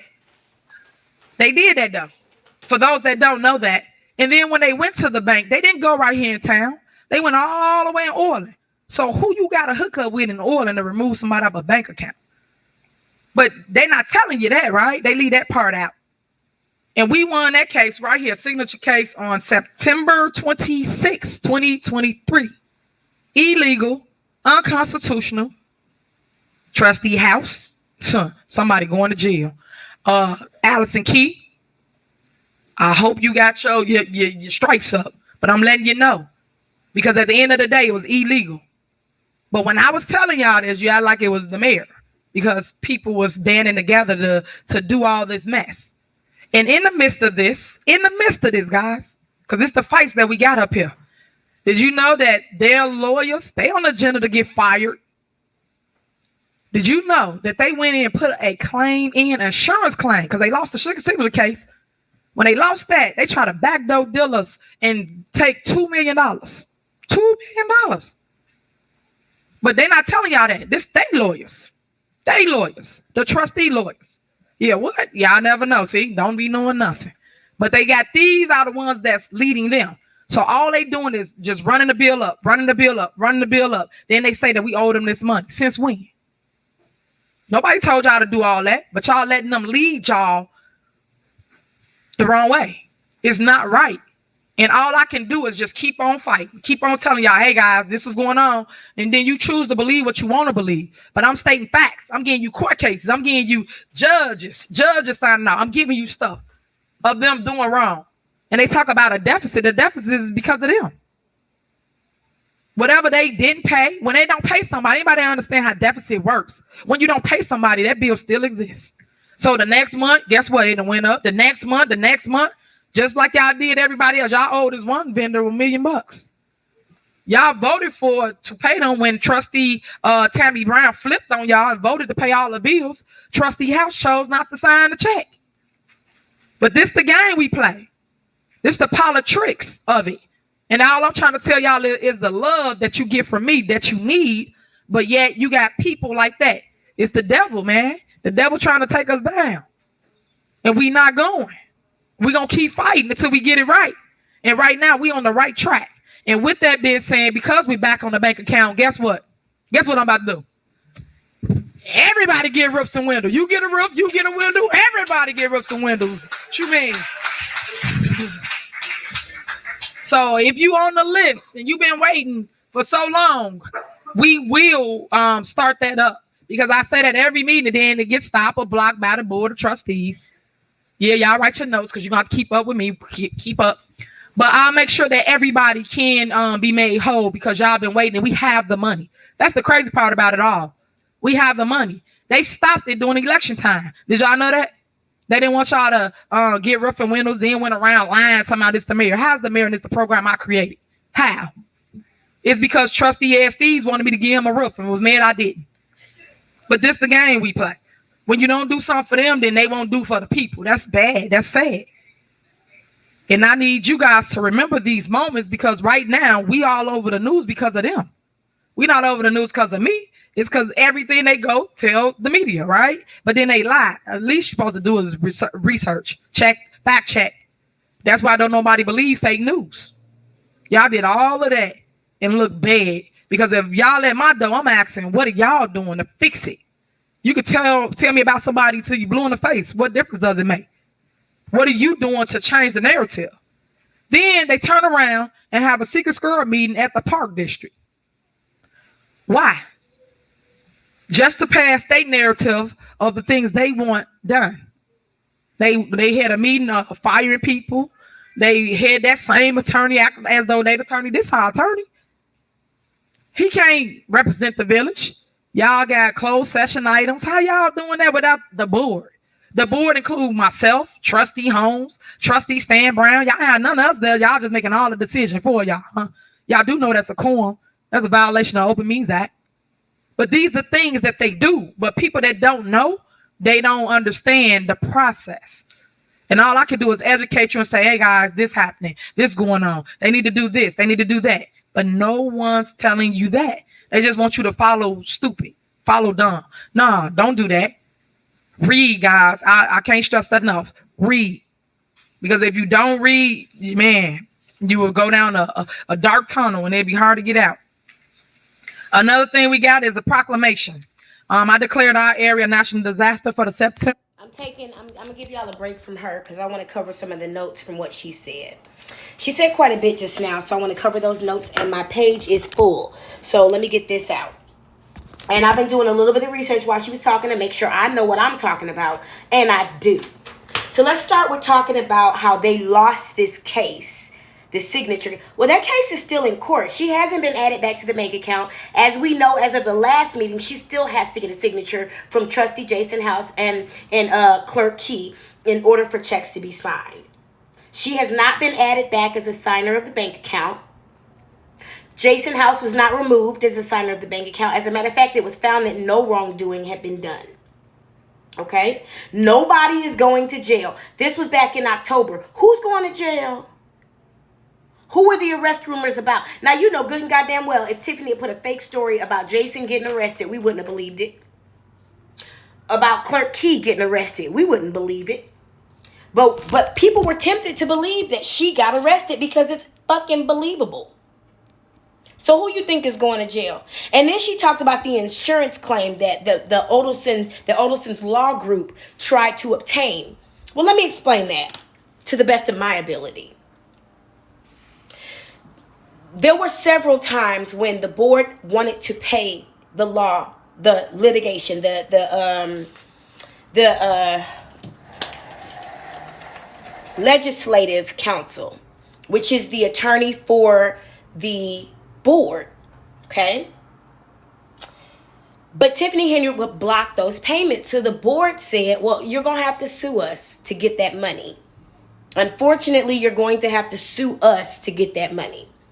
Now, when a lawsuit, sorry for me twisting the screen, when a lawsuit is filed, generally, before the lawsuit, there's a demand letter that goes out to the people that you think owe you. Well, that demand letter is usually way exceeding what they actually owe you, okay? It's enough money to get their attention. I've had demand letters come by my way when I worked as an insurance adjuster. For somebody getting in a car accident, their attorney would demand like $100,000 because that was the policy limit, where I actually probably only paid out about $12,500. Okay? It's a demand letter. So when she says he tried to go to the insurance company for $2 million, they hired attorneys to file a demand letter against the Village of Dolton. The demand was probably for $2 million. And who's going to pay that? Their insurance company. I've sued enough people to know that check I get generally doesn't come from who I sued. It comes from their insurance company, whether it's their car insurance or their malpractice insurance or their liability insurance or their bond. This is why we have bonds, isn't it? This is why I have a bond. So if somebody sues me, which doesn't happen because I do good business, I can enact my bond to pay for it up to a certain amount. So let me explain that. That's the process. There was most likely a demand letter sent out. The insurance company responded because that's who's fiduciarily responsible to be at the front line of that battle until it gets to an amount that exceeds what the insurance company has. But I guarantee you the Village has $2 million of insurance. That's why there was a $2 million claim on the insurance. Why the fuck can't you explain that, Tiffany? Or do you not understand that? Or are you purposely deceiving people? Now let's talk about, I'm going to skip over the deficit for a minute, and because we got a little bit explaining to do on that one. Let's talk about how she just said she's going to get these roofs and windows done now, with or without board approval. She's going to usurp the board approval to get these roofs and windows done, and to this date, that project is still not complete. She talks about Trustee Steve wanting to stop the roof and window program because she wouldn't do his roofs and windows. We talked about that in a previous conversation. We know she was lying. That man never asked her to do his roof or window. What he did was one night when she called him at 10:30 in the evening, which is completely unprofessional. But Tiffany Henyard don't have no respect for people or their wives. You've seen her swear an officer in and not even look his wife in the eye. Turn her back on the woman. You've seen it. Don't act like you didn't notice. She turned her back on people's wives when she swears the officer in. It's consistent. She called this man at 10:30 at night to talk about some bullshit. And he was like, by the way, when you do this alley program, how do you decide what alleys to do? I'd like to know. Somewhere from that conversation, she surmised that he was begging to get his roofs and windows done. Doesn't make any sense. Especially when the roof and window program was specifically for seniors, even though that money was supposed to be for everybody. She allocated it specifically for the seniors so she could get their votes. And then she made them put a sign in their window saying she did it. So she lied on him. And she had told that same lie when he was still a trustee in November of 2022. She told that same lie the same day she told the first lie that Jason House got accosted by the police. Let's go ahead and talk about this deficit. I am so sick and tired of a person who's supposed to have a master's in business administration, which doesn't prepare you to be a finance director. A finance degree would, but an MBA doesn't prepare you. A master's of finance, but not a master's of business administration. But let me just say, I'm tired of these people who are supposed to be educated in their fields using the wrong words to describe the wrong things. But I know why they're doing it, because they know how to look these things up. They are doing it to deceive the people. So let's be clear. There is a difference between a debt and a deficit. Deficits don't come from not paying your bills, honey. That's a debt. If you racked up a certain amount of bills and didn't pay them, that would be a debt.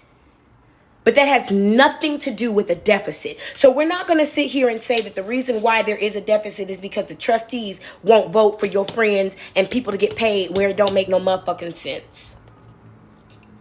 When there is a debt, it's the total amount of money that a government owes. That's what a government debt is. The amount of money that is owed. That's the backlog, Tangenique said. But that's not what's going on here. Okay? Now that debt represents the accumulation of past deficits minus surpluses. Debt is like the balance on your credit card statement, which shows the total amount you've accrued over time. Okay? Now, there is a difference between a debt and a deficit.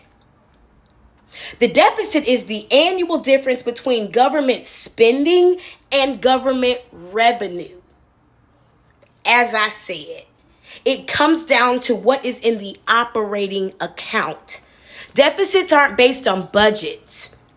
Deficits aren't based on invoices. Deficits are based on what is spent versus what is revenued. I don't know if that's a real word. I'm going to give you an example.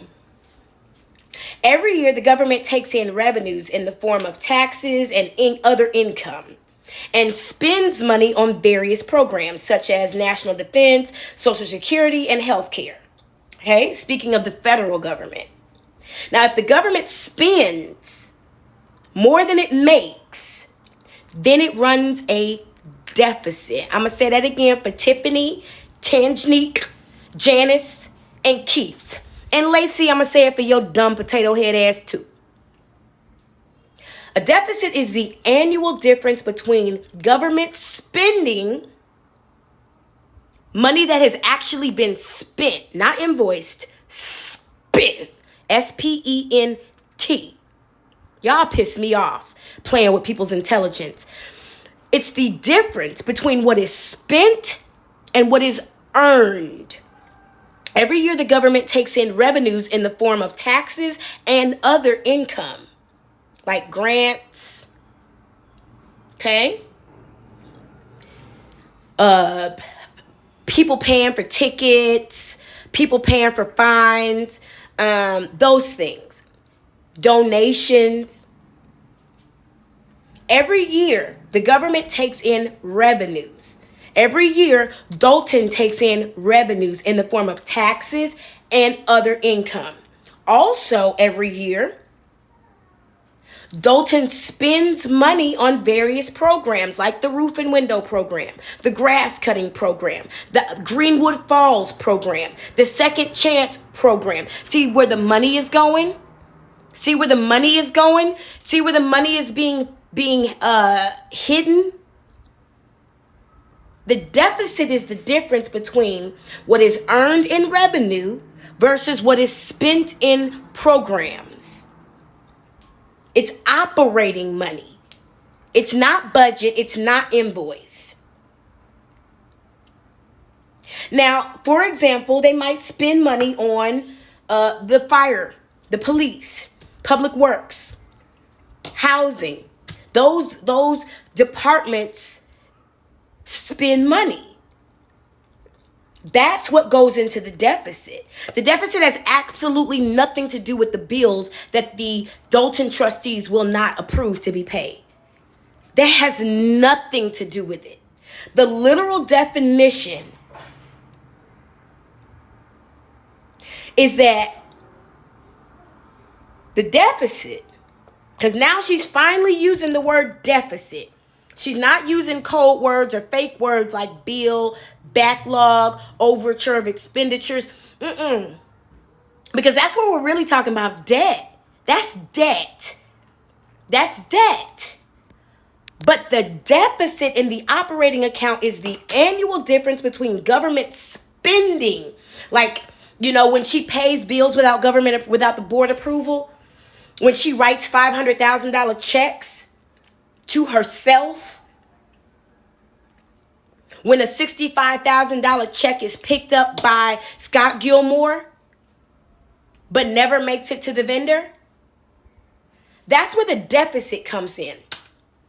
Spending $17,000 on skates, spending wanting to spend $90,000. You ain't spend that $90,000 on them gazebos. That's still added to the debt. That's not part of the deficit. 5 Star doesn't add to the deficit because he hasn't been paid. Once he gets paid, then we can talk about him being part of the deficit. But right now, all the money that's been spent on the ice skating rink is part of the deficit. Every single dime that's been spent on the ice skating rink is part of the deficit. The trips to Las Vegas and Oregon and Washington, D.C. and Selma, Alabama and Atlanta, Georgia and Victorville, California, those are part of the deficit. That's money that's been spent. The payments on those leases at 50% interest are part of the deficit, not the debt, because the deficit talks about spending versus revenue, not invoices versus revenue.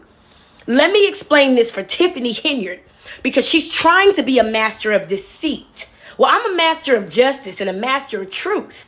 So I'm going to help us understand so the next time she uses this word, we know what's really going on.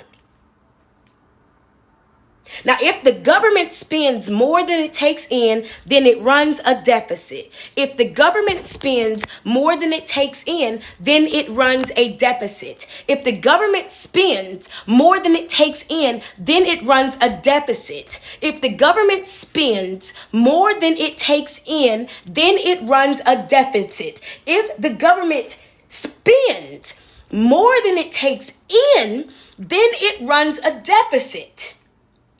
And if the government takes in more than it spends, then it runs a surplus. So you agree, Tiffany Henyard, that there is a deficit. Now we've agreed, breakdown crew, on what a deficit is. She finally admitted there is a deficit, but let's teach her what the deficit is. The deficit is the fact that so much money has been spent. The overtime, the manual check she wrote without using the clerk's stamp, the credit card payments that don't make no sense. That's what adds to the deficit. The trips, the wigs, the makeup, branding, the PR, all of that adds to the deficit. 5 Star has nothing to do with the deficit. Raoul and Sons has nothing to do with the deficit. Okay? Affordable Party Planners has nothing to do with the deficit. K&M Ventures has nothing to do with the deficit because those bills have not been paid. That money has not been spent, bitch. Suck my dick with your lying ass. I can't stand it. It bugs the shit out of me. November 17th date. I just want to stress that to residents that keep asking for that particular date. We have to wait to the governor declare it a national disaster. Once he do that, then now you will get aid and assistance from FEMA. FEMA was outside. I don't know if they're still out there now, and they was helping residents from the flood for the June 29th through the July 2nd date. So if you still need the help, you still can go on FEMA.gov and you can apply, and they will send someone out to do the inspection. I just want to make sure that you know that that exists. Next, I want to tell y'all about a couple great things that we do have. I told you about FEMA coming out, doing a walk and talk, and filling application. Y'all, this is still her mayor's report. I mean, we were well under an hour and 45 minutes when she began this report. I've been keeping track of time. This is crazy. And she wondered why they walked out on her in the last meeting. Well, at least she was smart enough to put this shit earlier in the meeting. Door to door. We did that last week. I told you about the dates that you need to be aware of because people don't know. I'm going to repeat it again. June 29th through July 2nd. And the only approved dates to get FEMA assistance, guys. And if you need any additional help, I am also your supervisor, Thornton Township, and we are helping with light bills, gas bill, water bill. We also helping with transportation for the month of October. It will be free to anyone in our township. If you need to go to the store, you need to go get your hair done, you need to take your kid to school, things like that, because I know people lost their cars in the flood too. So that's only for 30 days. These are the resources that I already have, and I'm making sure that we just give it to the people because you need it. We do not have resources to give you big money like FEMA. FEMA can give you $15,000, $20,000, because that's how much it's going to take to rebuild your basement and do a tear out. Digital meters are on the way. We are working on getting everybody whole, because y'all been asking for that for year after year after year, and now we're going to start that before the year end. We're going to put digital meters, and we're going to start in a segment, because I don't want people calling and saying, well, you ain't on my side, you ain't this. We're going to do one zone and then another zone, because we want to make sure it works, and then teach our staff how to operate it. And all it is they push a button, they drive down your block, and they get all the readings. No one have to ever come in your house again. My goal, why I'm your mayor, is to make sure I bring everything up to date, everything up to code as relates to what other towns are doing. We're playing catch up. Another issue that I had with the board, they didn't even want to approve you guys to get the swimming pool. The swimming pool's there, that building's there, no matter what it costs. Before she talks about Melanie Fitness and how she tried to block the sale of that building, and now she's saying the trustees won't pay to get the swimming pool fixed when it's $88,000 ridiculously, and there's no plan for revenue or income on that building. Let me just go back to the part about FEMA, okay? Now, she just told people FEMA can get them the big money, $15,000, $10,000, but here's what we know now. She's recently told these people, yeah, you get your FEMA grant, but FEMA's not going to give the money directly to you. FEMA's going to give the money back to the village of Dalton, and then we'll send somebody out to do the repairs. Woo! That's crazy. Costs us money to upkeep it. It costs us money to keep it there. So my goal is to make sure we open the swimming pool. I'm praying that we get it open this month, and I'm gonna make sure that everybody in our town, as long as you sign up, you will get free swimming lessons. Because what I don't like is that most Black people say they can't swim. So I want to make sure I give you the tools that you need so that you can just go in the water and you will survive if you're on somebody's boat. So that's that. I am looking for swimming instructors. So if you are a swimming instructor, please apply. You can go online and apply, come in the village and apply. Front desk, you can see Larry or Miss Linda and get an application. Just put swimming instructor. We are also hiring. I got to talk about that for a second. She said she wants everybody to have free swimming lessons, and she's looking for swimming instructors. I said before, there is a way to petition for bids when you have government contracts available. You don't just say it over a microphone like you Umar Johnson. I'm looking for some contractors. I'm looking for some contractors. I'm looking for some contractors. Electric, plumbing. You don't do that. There is a way for governments to petition bids. But when you doing ghetto fabulous shit and telling people you gonna pay them and they don't never get paid, you ain't gonna get these people under no contract. You doing Nino Brown business, and then the free swimming lessons. Like, why? Where is the income? Where's the revenue that's going to pay these swimming instructors? Currently, as the last meeting stood, they were at a $2.6 million deficit. $2.6 million. So where's the money going to come from to pay the swimming instructors? Why not have the people pay for their own swimming lessons? Because we know as business owners that anytime you make somebody pay for something, they value it much differently. Whenever you make somebody pay for something, they value it much differently. So are we still keeping the people of Village in a poor mindset? Are we still keeping them in a poverty mindset by not asking them to at least give up some of their beer money for a swimming lesson? Damn. Plantation politics. Or Just Ice Rink. We are taking bookings for that too. If you want to book it out for a birthday party, a family reunion, call 708-297-6859. And we will make sure that we rent the space out to you. Again, I'm going to talk about that for a second. She said, if you want to rent it out, let me know. Well, she already put a ban on any adults renting out Melanie Fitness Center. You think she's not going to put the same ban on the ice skating rink and the skating rink? To this day, those properties have brought in absolutely no revenue. Not one dime. Here it is, your mayor, creating revenue opportunities. This is my point. You have to build something, create revenue streams for you. We can cry all day about what it ain't and what happened in the past, but what are we doing to fix it? That's all I want to talk about. What are we going to fix it? Next, Street lights. We are putting street lights up. If you go on that west side, when we cut those trees down, we made sure we put up street lights in areas that has been really, really dark. And a lot of residents are happy about that. But I know that the board wasn't paying certain vendors. So now we're going to start back now that the bank account back. So we're going to start back everything and give y'all what y'all need, because these are things you need before the snow hit.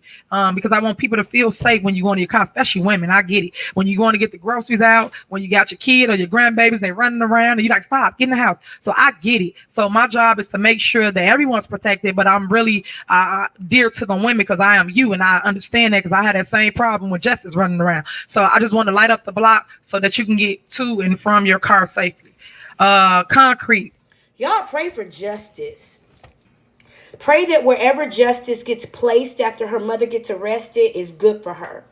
Because some kids, although my mother hated growing up in foster care and it was a horrible situation, her being taken away from her prostitute mother and her pimp daddy meant that she wasn't raised in that lifestyle.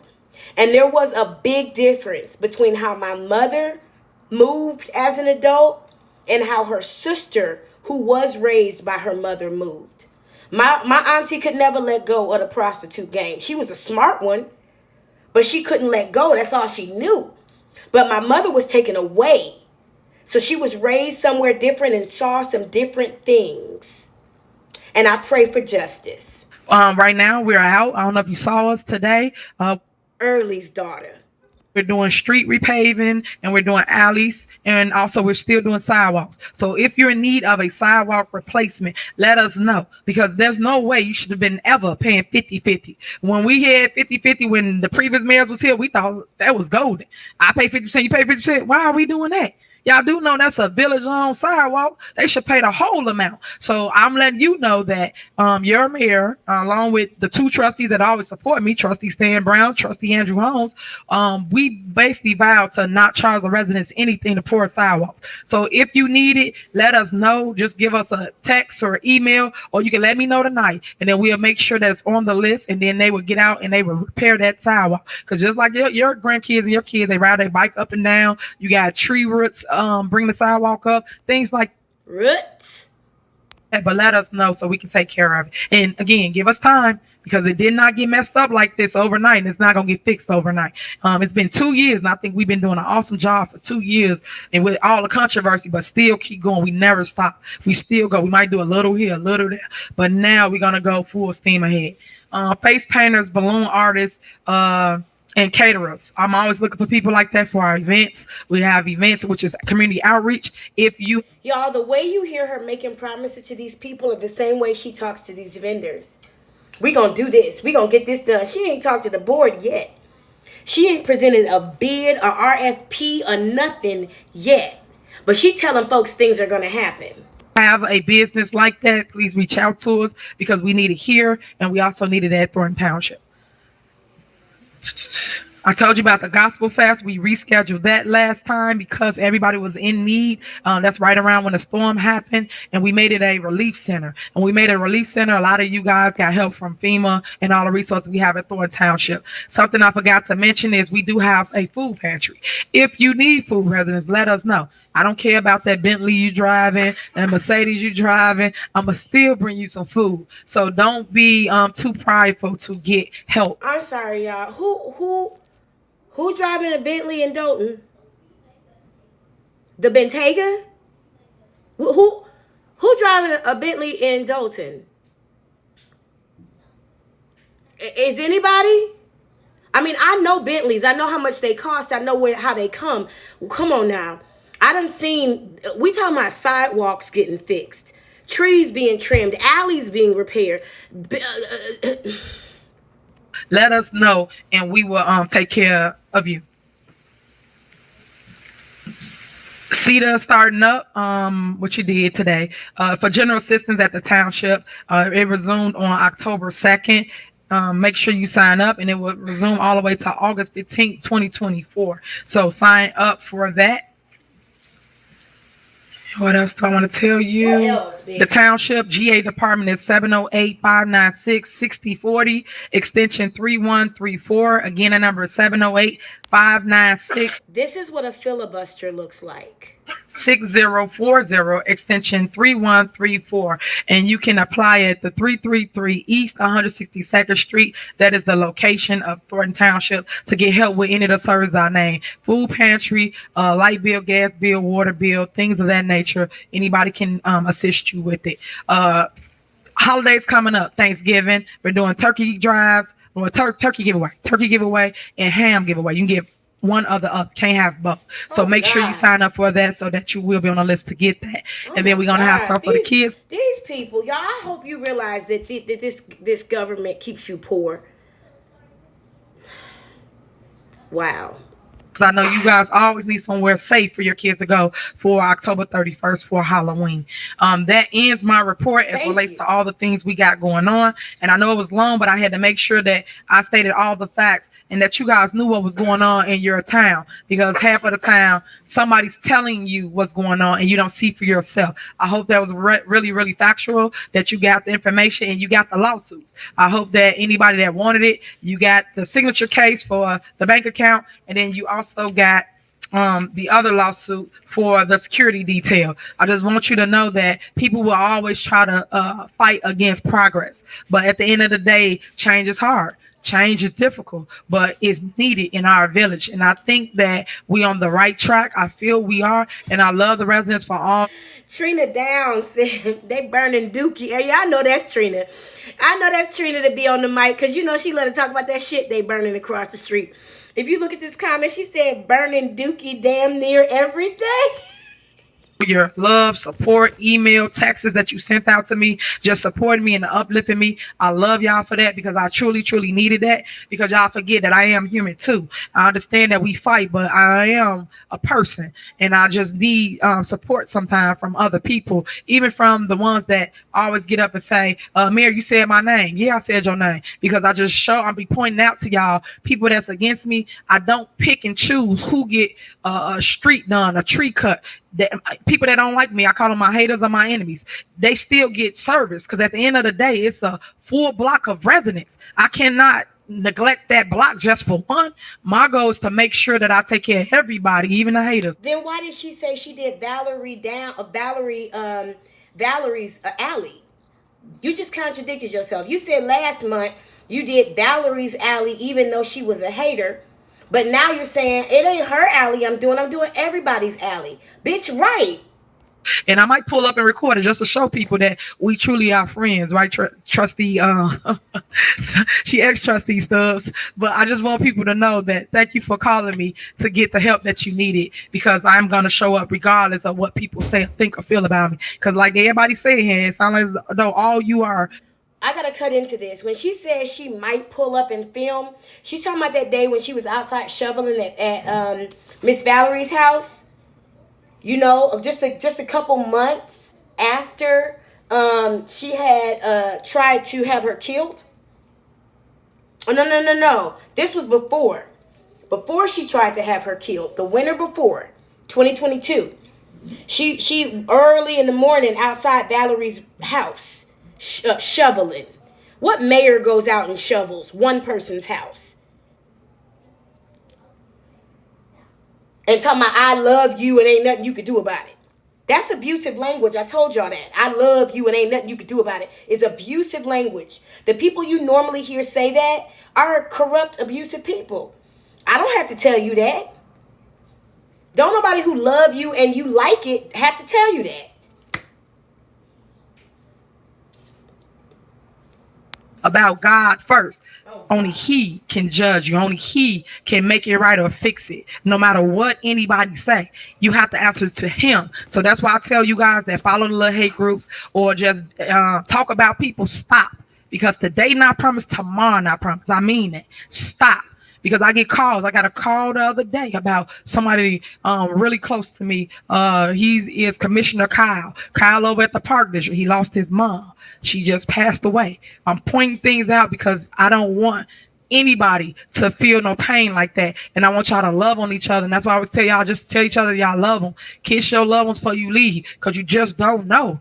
And that's why I try to stress that to y'all, and why y'all keep seeing me. I hope you guys hear the religious abuse and the threats on your life, that if you stand up against her, you might die and your mama might die. She said only God can judge you. That's not true, honey. There are judges that sit on benches that will judge you.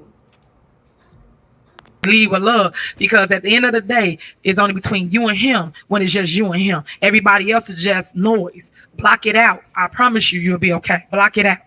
But that's the end of my report. I thank you guys for listening. Hopefully it was helpful information, and we will drop the video later.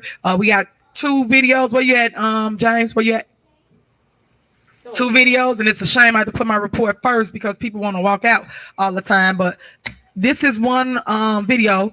In a storm. This is your mayor along with trustee Stan Brown. We was out on the September 17th date pushing people out of the water, out of the flood.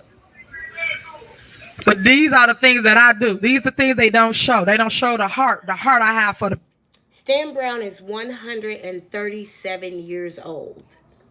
And he has a well able-bodied son. Why was he out there pushing cars? But that's the same dumbass Stan Brown who 2 months ago walked into some vacant lot and had mice crawling up his legs. People. So we want to point this out as another example of the people's mayor pushing people out of the flood.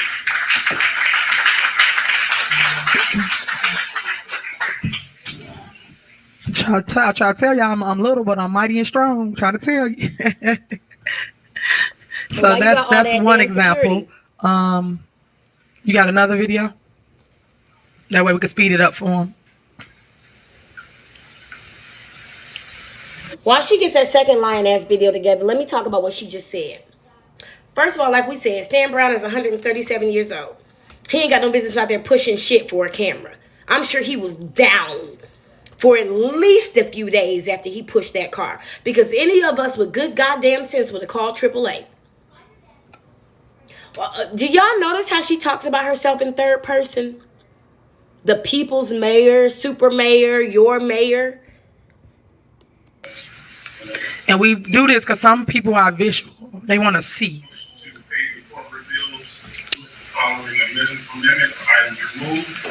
So.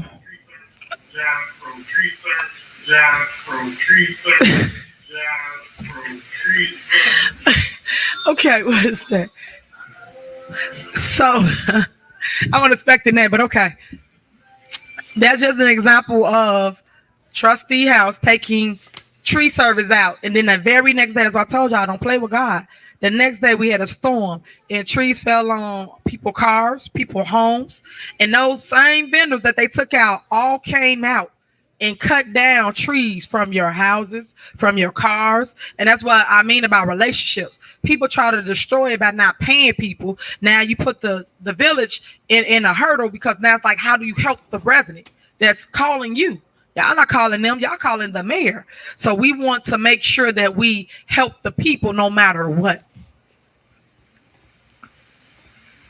And thank you, Johns, for coming out and still cutting in Murph. So let's talk about that. Do you see how she putting a hit out on the trustees? She singled out this one trustee and what he said and who was removed. Now, obviously, it wasn't Trustee Jason House by himself, because the board voted for those items to be removed. Okay? And Trustee House does not work in a silo. I'm sure he had a conversation with the other trustees who were willing to talk about what would be removed. I'm sure there were emails sent for questions that were never answered, phone calls made that were never responded to. And for those companies that cut down those trees, why was the bill $450,000? Where are the invoices? Nobody's just not paying because they don't want to. But we see you getting kickbacks. I'm sure that one tree on that one car, I didn't see a tree. Did you see a tree? I saw a car. That looks like an insurance issue. Was the tree company fixing the car too? And she tells these vendors, when you see these trustees on the street, check them. K&M Ventures for cutting down residents' trees. Oh, so K&M So cuts the trees. this is Okay. something we did when it was the hottest day, and this is what I mean when that fake news reporter Flaco came and followed us. It was 100-degree weather. We was out, and my team they was mad at me, but it's okay because we were sweating bullets, and basically, basically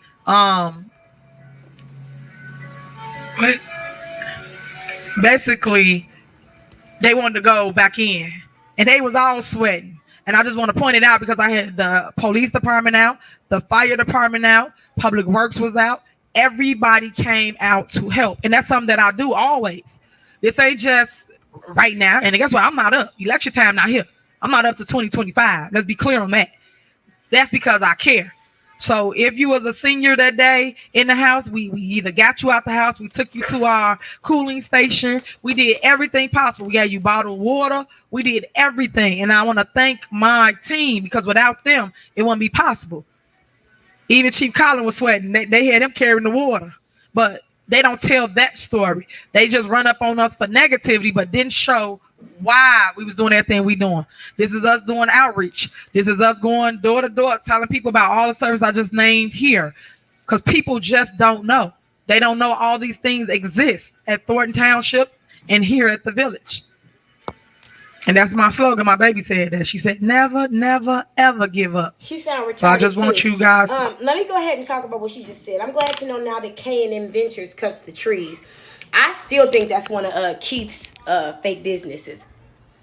Oh, the airplane is still in the sky with that carpet. We have been here for a long time, y'all. Thank you for hanging in there.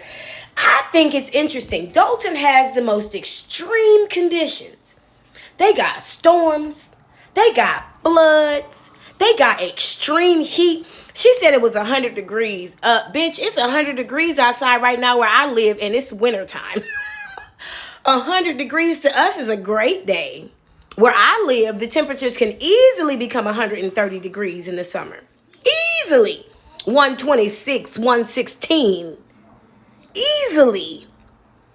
Easily. What's the temperature outside? Don't go. Listen, we get fat in the summer and lose weight in the winter. She's talking about 100 degrees in the summer. Bitch, if it was 100 degrees where I live, we'd be outside singing, can't you feel a brand new day? 100-degree weather. I bet. I wish. Now, she mentioned something very important in that confession.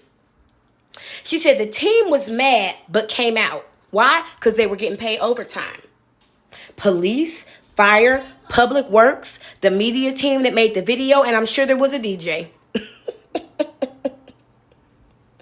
Bottled water. Good for you. Now on that video, she said, they flew here, I grew here. This was campaign material. The Village of Dalton should not be paying for that video or you going out doing that event, giving people water, taking them to cooling stations, whatever that whole thing was, you should be paying for that out of pocket because that was all about you and all for you. Okay? Let's continue. Point that, and y'all remember that. Never give up. Never give up. You quoting 4-year-old? All right. So that concludes your videos, James? Bitch, I hope so. Okay. So that concludes our videos for this evening. I will now go into the veto message. Oh, shit. Veto message. Oh.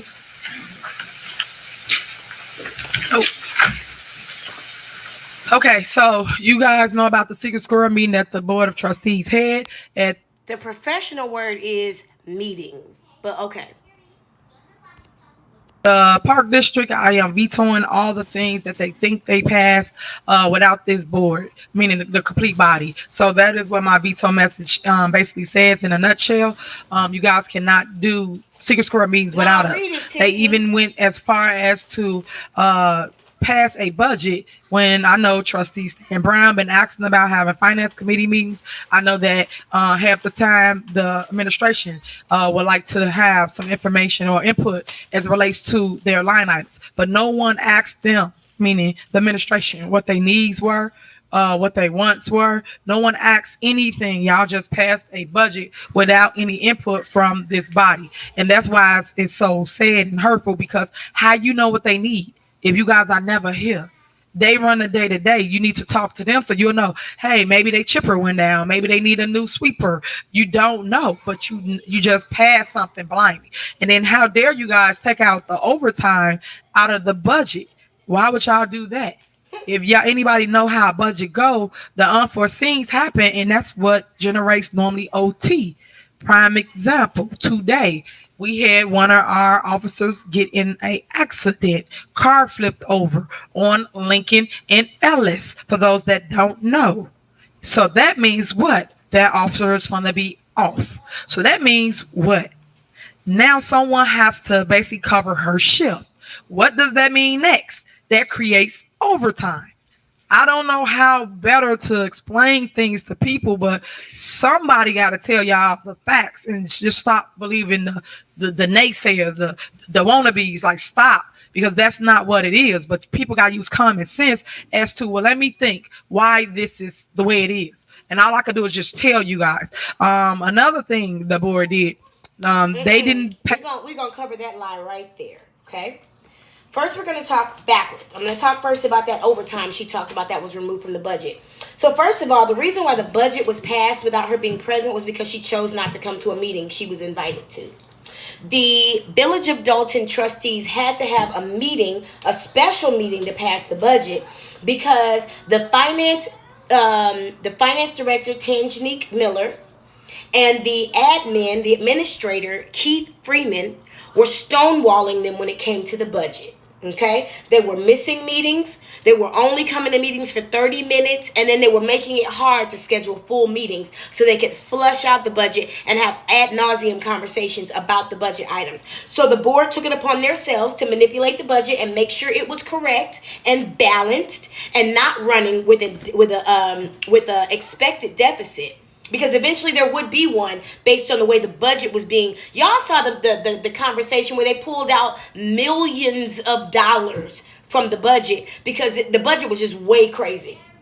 So they went ahead and passed it because Tiffany Henyard's administration was making it difficult. See, here's where it would have been important for that woman to know the difference between the board and the administration. Now, when it comes to this overtime, you just saw her say she had police, fire, public works, all these people come out to give people water and take them to stations, to cooling stations, which was like somebody turned on the AC really high at a school gym or something, and people sat around and drank water and looked at each other, watched TV or whatever. She paid people overtime to be there. And the board is like, fuck that. That doesn't make any sense. Why are we paying people millions of dollars a year in overtime? Listen to the corporate payments. We've heard them go from $630,000 to $3 million. So let's not talk about why the overtime has been removed. We just talked about a man getting 20 hours a week in overtime. I guarantee you everybody's getting overtime under Tiffany Henyard's administration. For the gas leak that was over in the west side. This was at a previous board meeting. I asked the board to make sure they fix it. They told me I'm lying about the gas leak. So then we have the department head speak to the gas leak, and they voted it down. Would not pay for the gas leak. Y'all know I'm not gonna do that. Y'all know we fixed that gas leak. I'm not gonna let the whole town blow up because y'all made. Y'all gotta do what you got elected to do, which is to lead the people. Make sure you give them the resources that's needed, and they didn't do it. Two other big issues that was on the table. One, Chief Collins, he asked for cameras in the police station. They voted no. Why would you vote no? How do you do investigations? Y'all ain't got no cameras. How? These are the things that we fight up here about. But residents don't understand how important that is to a department head. But if they asked the right questions, they would have known why it's needed. And why would you not vote for that? Another issue, Chief McCain, the fire chief. Did you know that they voted no to fix the garage door for the firehouse? How do you get the engine out? We telling you about the problem before it be a problem and y'all have a fire and we can't get to you. Anything with public safety is all about time. time. And if we can't get the engine out because we playing with the door and now your whole house burned down or your car blow up because your car on fire, now what? All I can tell you is the issues that we fight against, and all we do is we just keep going. Throughout all the mess that they should be voting for and should be doing and fixing, they're not doing. And I'm telling you all this because you need to know. Because people tell you one side, but you don't go get the other side to understand the facts. So you understand. Y'all do understand that we are still on the mayor's report somehow, some way, right? Okay. Why the fight is, why the tug of lug is. It's sad because here it is. Y'all got an active mayor. All right, I got notes for you, Tiffany, but let's stop for a second because now's a great time. I'm going to give you the notes that I got so far on what you said, but let's work on a new word, okay? Let's work on another word. Say it with me. Sad. It's not said. It's sad. Allow your jaw to relax. Sad. Sad. Sad. You might even almost smile while you say it because you need to let those muscles get some exercise. Sad. It's not said. It's not said. It's sad. Now let me give you the other notes I got. She said she had the department head speak about the gas leak, but you gonna tell us they're not prepped? She said, I had the department head speak about the gas leak. There wasn't a meeting about the gas leak. She had the department heads make comments during the reports about the gas leak. She prepped them to speak. She said the board was elected to lead. Why don't y'all do your job? But she said she the leader. I don't understand that. You said you were the leader. No, the job of the board of trustees is to manage the finances and make laws. That's what they're doing. And in the midst of a $2.6 million deficit, you can't understand why the board doesn't want to buy more cameras for the police station? And what if the whole house burned down? That's that manipulative language. I always on the street. Y'all can always see me, always find me, call my phone, get my cell number. Active. Y'all, I just called her phone and what happened? No other mayors is more active than me. I'm running circles around everybody. That's the issue. Can't nobody keep up with me. Try. But I'm just saying, give us the tools we need so we can fix the things that's been broken for so long. It's been broken for too long that now y'all don't want to hear no excuse. Y'all want to hear when you going to fix it. That's all residents want to hear. And I'm with y'all on it because I agree. I would want the same thing once y'all, she started her mayor's address at about an hour and 45 minutes into this meeting. I'm sorry, about 45 minutes into this meeting. It is currently 1 hour and 40 minutes into this meeting. She has now been speaking for a full 45 minutes.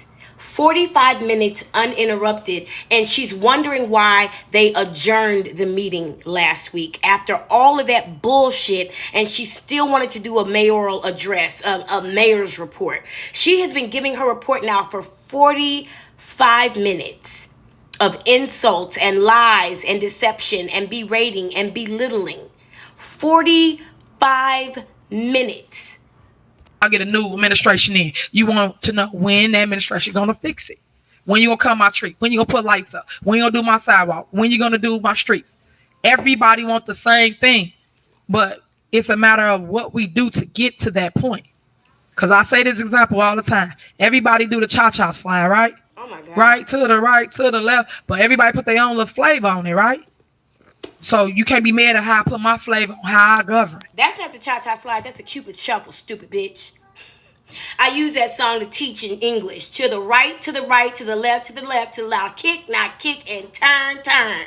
I use that song to teach people how to speak well. That's the Cupid shuffle, stupid hoe. But we all get to the same point. But it's all about it's your time to lead. You write your own narrative. You don't let other people write your narrative. It's your life to live. You figure out what you want to do, and that's what you do. When we meet, we do a think tank. When we meet, we talk about solutions. We don't talk about people. You can't sit at my table if you talk about people. We don't do that. I didn't grow up like... I'm sorry. I got to cut into that because she literally told DeAndre that until he got his bitch, Kiana, in order, he wasn't getting no permits. but you don't sit up and talk about people. That my parents taught me to be a thinker, a leader, Oh someone that comes up with solutions. And this is why we can create and do the things we're doing here. Nobody ever saw that dream over there or that ice rink. Just stay tuned. I'm gonna build a whole Six Flags on Greenwood Falls. You'll see. You're gonna hear about it. Keep telling y'all. Well, she said you're gonna hear about it and you're gonna see it, but will you ever get to experience it? That's the question. And I always tell you, come see about it, don't hear about it. I tell everybody that. For those that keep hearing about it, I told you, put your eyes on it. You understand, Tiffany Henyard. But that's where we are. And I'm going to give the flow because my team got a lot to say this evening. And it's going to be a long board meeting because it's just so much mess going on. And we had to get that out to the public. And y'all should come to conversation with the mayor. That way you'll understand all the things to come. You'll see the vision. You'll see the development. You'll see the 300 West Sibley. That's something else this board holding up. 10 sit-down restaurants for you residents. 10 sit-down restaurants. Sit down, not carry out. Think about it. I can't think of one spot you can literally go sit and eat in our Southland that's close by without going all the way to Orland or Bolingbrook or somewhere else. We don't have that. Even though Olivia's closed early. You need what you keep running to. You want them to run our communities now. Give us their tax money over here. That's what we want. But all I can do is put it out there, and then hopefully people will vote for it, or they'll see that the change is needed. Because obviously a lot of people don't live here. You got board members not voting for certain ordinances because they house out of whack. Trustee Norwood. You got bushes everywhere, outgrown. But you won't vote for the ordinances to make sure we do beautification. But these are the issues we got. And all I can do is point it out to you because at the end of the day, you're not voting up stuff. You're holding up progress. But you got all these issues. But you need to fix it. And I keep telling people, fix your house. But you come try to fix somebody else's house. But no one's doing it. Wait a fucking minute. The ordinance she's talking about beautification. If you guys have been keeping up with this conversation, you know she's talking about that ticket she wants to increase for vacant houses with the long grass. What that got to do with Brittany Norwood? I thought it was just for vacant houses. I thought it was just for vacant houses. I thought it wasn't for the residents. I mean, Brittany Norwood was clear on that. It's not about the residents. It's about the vacant houses. And they're going to bill the bank or the owner of the house. So what are you talking about Brittany Norwood for? And all I can keep doing is just showing y'all. Because at the end of the day, y'all, I'm telling y'all now, I'm going to keep on saying this. Y'all better stop lying on me before I start telling the truth on y'all. Tell the truth, Please stop. Because I don't mess with nobody. I come do my job. Only time y'all see me say something is when I have to clear something up. And I shouldn't have to because I'm too busy doing my job. So I don't have time to come back here and talk about nothing. But that's where it's at. We have to keep clearing it up because people want to tell lies. People want to be famous. There's a lot of jealousy and envy too. People are so upset that I have both seats. As I stated before, if God put me there, what are you so upset about? Work with me. Because there's many people that went on that table before me, but God saw fit to give it to me. So how you mad? I keep saying, don't hate, congratulate. Come join the team, the winning team. As I stated before, I'm 20-0. Y'all ain't got not one win under y'all. But y'all waste all this money to the residents because that's who wasting your money. That's where the deficit come from, the trustees. The deficit came They the from one trustees. creating the deficit. They the one not. Now, we've already defined and established that's a lie. Paying vendors, as you hear them all get up here and say, them. But everybody pointing the finger up here. But it's really them. And that's why I'm bringing it up. Because I need people to wake up and pay attention. And I thank y'all that's all still with me. So thank y'all. And do this for me real quick. We're going to lighten it up. Turn to your neighbor. Say, neighbor. Oh, God. I love you. And there's nothing you can do about it. If that's not religious abuse, I don't know what is, y'all. Y'all don't see it? I see it, and I know you see it. All right, love on each other. Love on each other. Thank you so much. Oh, thanks. All right, so we're going to move on. Who in a government meeting post-COVID is telling people to hug each other and spit in each other's faces? I spoke about the veto. Anything else about the veto? You want to say okay, Sure. So the attorney is going to talk about the veto that I'm doing for the secret score meeting on September 25th, 2023. So go ahead, attorney. Okay, thank you. I'm telling you, the reason why Burt Olison told her she did a great job in the most recent meeting was because she read this herself. Okay, thank you very much. The items that are being vetoed by the mayor that were passed by the Board of Trustees at the September 25th, 2023 special meeting are ordinance number 23. Y'all know good and goddamn well that says secret squirrel. You know good and goddamn well that says secret squirrel. And she was like, I'm not reading that shit. I'm just going to say secret. -002, She and that's said an at the special meeting. ordinance establishing rules and regulations for the Freedom of Information Act and act responses and requests. And the main reason that is being vetoed is because in the mayor's opinion, and we share this, it exceeds the She said, in our opinion. You heard her, right? Okay. Who does she represent? authority granted under the code, under the Freedom of Information Act, as well as the Illinois Municipal Code to the trustees. And that was verified by the September 26th order of Judge Gamerath, where the judge specifically had stated, although it was not related specifically to the check signing ordinance, but the judge had stated in many different places in that case that the board was attempting to overcompensate and to essentially take the authority from the executive branch. In all branches of government, in all governments within the United States, there are basically a judicial, executive, and legislative. The trustees are the legislative, the mayor is the executive. And so the judge had stated that they were infringing upon the powers of the executive body, as well as performing other such acts that were not constitutional. So that was one of the reasons that the FOIA ordinance is being vetoed, as well as other reasons that are stated in the veto message. I won't read the whole thing because it's very long, but just wanted to give a brief summary. The appropriations ordinance for 2023 to 2024, this is ordinance number 23-012, is also being vetoed for a multitude of reasons. One, again, it's them exceeding their authority and unconstitutionally attempting to change a form of government, just as what had occurred in the check signing case. And in addition to that, the requirements of section 8-2-9 of the Illinois Municipal Code as it relates to the passage of an appropriations ordinance were not adhered to. So therefore, the ordinance, in our opinion, is invalid on its face. And that's one of the reasons that the mayor is vetoing that ordinance. Next is the veto of the business license code amendment, and this is ordinance number 23-012. Not only does this ordinance again exceed the authority of the legislative body, but it actually creates a conflict within the code. It attempts to take the power and right of the mayor to issue business licenses away from the mayor and give it to the trustees. However, to be quite honest, it was very sloppy draftsmanship because they did not actually look at the entire section of section 3-1 of that chapter of that code, because there were other places in the code that if they wanted to make this amendment, they did not do it completely. But even so, even if they did do it completely, to be quite candid, in our opinion, it exceeds the authority of the board and again infringes upon the separation of powers. So that ordinance is likewise being vetoed by the mayor. The IGA with the Dalton Park District is also being vetoed by the mayor. First of all, the mayor has never been presented with a copy of the IGA. It's some mysterious IGA with the Park District, seemingly related to the issuance of building permits. Building permits are a very important thing, and building code adherence is very important for life and safety.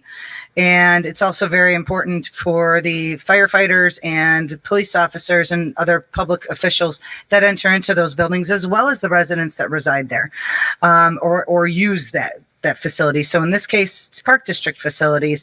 To waive construction permits, it just basically allows them to do construction without any oversight. And that, again, in our opinion, exceeds the authority of the executive branch and creates a very precarious situation for both the village, its residents, and the users of the Park District. And finally, the mayor is also vetoing the settlement vetoing the settlement agreement in the Hudson versus Village of Dalton case. This one was a little strange because somehow the trustee's attorney, the legislative counsel, was assigned to the case, but nobody can really understand how they were assigned to the case because Their role as legislative counsel is limited to advising the trustees in their legislative capacity. They are not allowed to actually appear on cases and be representing the trustees or the village itself in a case, because this was not a case against the trustees. This was a case against the village. So first of all, in our opinion, Odelson's office had basically exceeded their authority. I don't know how they got assigned this case. We're still trying to figure that out. But nonetheless, it is essentially again, trampling on the separation of powers. It is the village's insurance carrier Y'all see Lacey falling asleep? that typically assigns these cases with the approval of the village. And that did not happen. So in consideration of all the things stated, these are the reasons that the mayor is vetoing those 5 items. Thank you. All right. So as she stated, is the number one problem. Everybody wants to tell me what to do or take my powers, mayor, and it don't work that way. I'm the executive branch. Oh my God, how long y'all think she gonna talk? Please, I'm sorry, I gotta do this. And to lead. I say that and I say that because their job is legislate, make laws, make rules, but they're not doing that. But they're trying to make a law as if it can hurt me or hurt the people. They'll make a law. One being the business license and permits. And then the problem I have with that is Trustee Belcher, she keeps trying to get her friend to open up over in our community. And I will not have strip joints in Dalton. I will not have more liquor places in Dalton. So I constantly fight for the people. And the people don't even understand what we fight for because they just say it's the mayor, it's the mayor, it's the mayor. Now, you heard her it's say them. she won't let Trustee Belcher's friend open up because she won't have strip joints. She won't have... Listen, this man is opening a cigar bar. From what I understand, a very classy place. And Henyard, who says she don't talk about people, told him she will not give him a permit until he get rid of his bitch, Kiana Belcher. God, she's a liar. Tell y'all what they trying to do. You understand why I'm saying no. We're not going to do that. It's supposed to be a community about family, not places where you go in club all the time and every other weekend is a shooting or something going wrong. The Park District. What I don't like that this board have attempted to do is stand with people just because they're against me. If you don't work for the village or work for any other body of government I govern, you go to the park. That's where all the rejects go. So when you go over there and you work there, now you become into the hate group. And then the hate group start all this chaos and this mess. And it's always like a I hate Tiffany type of people over there. And then the trustee. So what I see happening behind her is I see Lacey going back and forth because he is indirectly communicating with the officers where they need to be based on where the quote unquote riffraff is in the building. So if they need to be on one side, he moves. Now, why isn't he just sitting there in the meeting? But if they need to be on one side of the building, now this I believe is under the leadership of Chief Collins with his bitch ass. With his manipulative, misleading, oppressive ass. A lot of the stuff that's happened in Dalton happened under Chief Collins' leadership. So now just because you got fired because your wife said hi to the wrong person, I'm not sure why you're surprised. But what I see happening behind her, not only is Lacey falling asleep with his heavy ass head and his high booty, he is also directing the police in who to intimidate, where to go during the meeting, who to go talk to, where to stand, because they are oppressing these people. Go and they join the same hate group and now become homeless because now when the people see that, like residents see that, you think, oh, well, maybe the mayor did something. No, I have not. I keep on telling y'all, my job is to protect you. If you live off of 142, you'll know exactly what I'm talking about. The prior year, they had a car show there. And if y'all want, go research. And Chief Collins can attest to this. We had to call a latest call out. That means that we call officers from all over to help us because there was that many people out there. We then had to shut down that car show. She said and they was parking off the multiple officers to come help them with the car show from other areas. Well, the reason why you had to call other officers is because 10% of the police force is always with you. Come on now. I know that live in town off the E-way, off that one lane. They was parking there, getting out the car, going to the car show. Come on, man. So y'all know people off the E-way, they going about 60, 70. Before they decrease their speed, they already at the park. So just imagine how many lives we had to save. If you go down Woodland that day, you couldn't get down there. A whole nother safety issue. So if it's a fire, somebody have a heart attack, got an issue. The ambulance couldn't go down there, the police couldn't go, nor could our engines. So my job, once again, is to protect you guys. They even hired or ordered a bird. What y'all call it, Chief Collins? A helicopter came. All this happened last year. So now this year, why would I allow the same mess to go on? My thing is pull permits. Let us know that you're doing what you're doing. Don't just pop up and say we got an event. Let us know. But this board, once again, went and stood with them, act like we doing something wrong. But no one asked any questions. And that's another lawsuit. Don't have that one for the Park District that we won. We won that lawsuit too. So my point to y'all is, every time people go sue, we win a lawsuit. What they need to do is fix them slides. What they need to do is get them graffiti off that stuff over there. While y'all wasting money on lawsuits that you ain't gonna win. Because our kids matter. But no one's doing these things. Everybody doing this, talking, running their mouth. That's it, running their mouth because they doing nothing else. But go fix what y'all care about. Because I don't even go there because somebody can get hurt. Because I'm gonna be upset if my child get hurt coming down that slide. And I showed you a video just to prove y'all got fixed. They said, and I quote, oh, we fixed that stuff. Everything is repaired now. No, it's not. Go over there and see for yourself. Stop just believing the hype. because it's not. And sometimes somebody got to say, you know what, enough. I'm gonna fight back. And when you fight back, as long as you're righteous in what you're doing, you will prevail. And that's why you keep. Tiffany Henyard's main issue right now is that she doesn't control the park district. They are their own government, and she has a hard time with that. And from what I understand, Stan Brown used to be a director over there. I'm not sure, and I can't tell. Seeing me prevail time after time after time, because my heart, my spirit's in the right place, and people keep trying to take that from me, and I'm not going to allow it. And that's why I fight these people that sit on the same board, because they don't mean no good for our town. They keep selling our town out, and I have a problem with that. I have a problem with people that get politics and don't do right.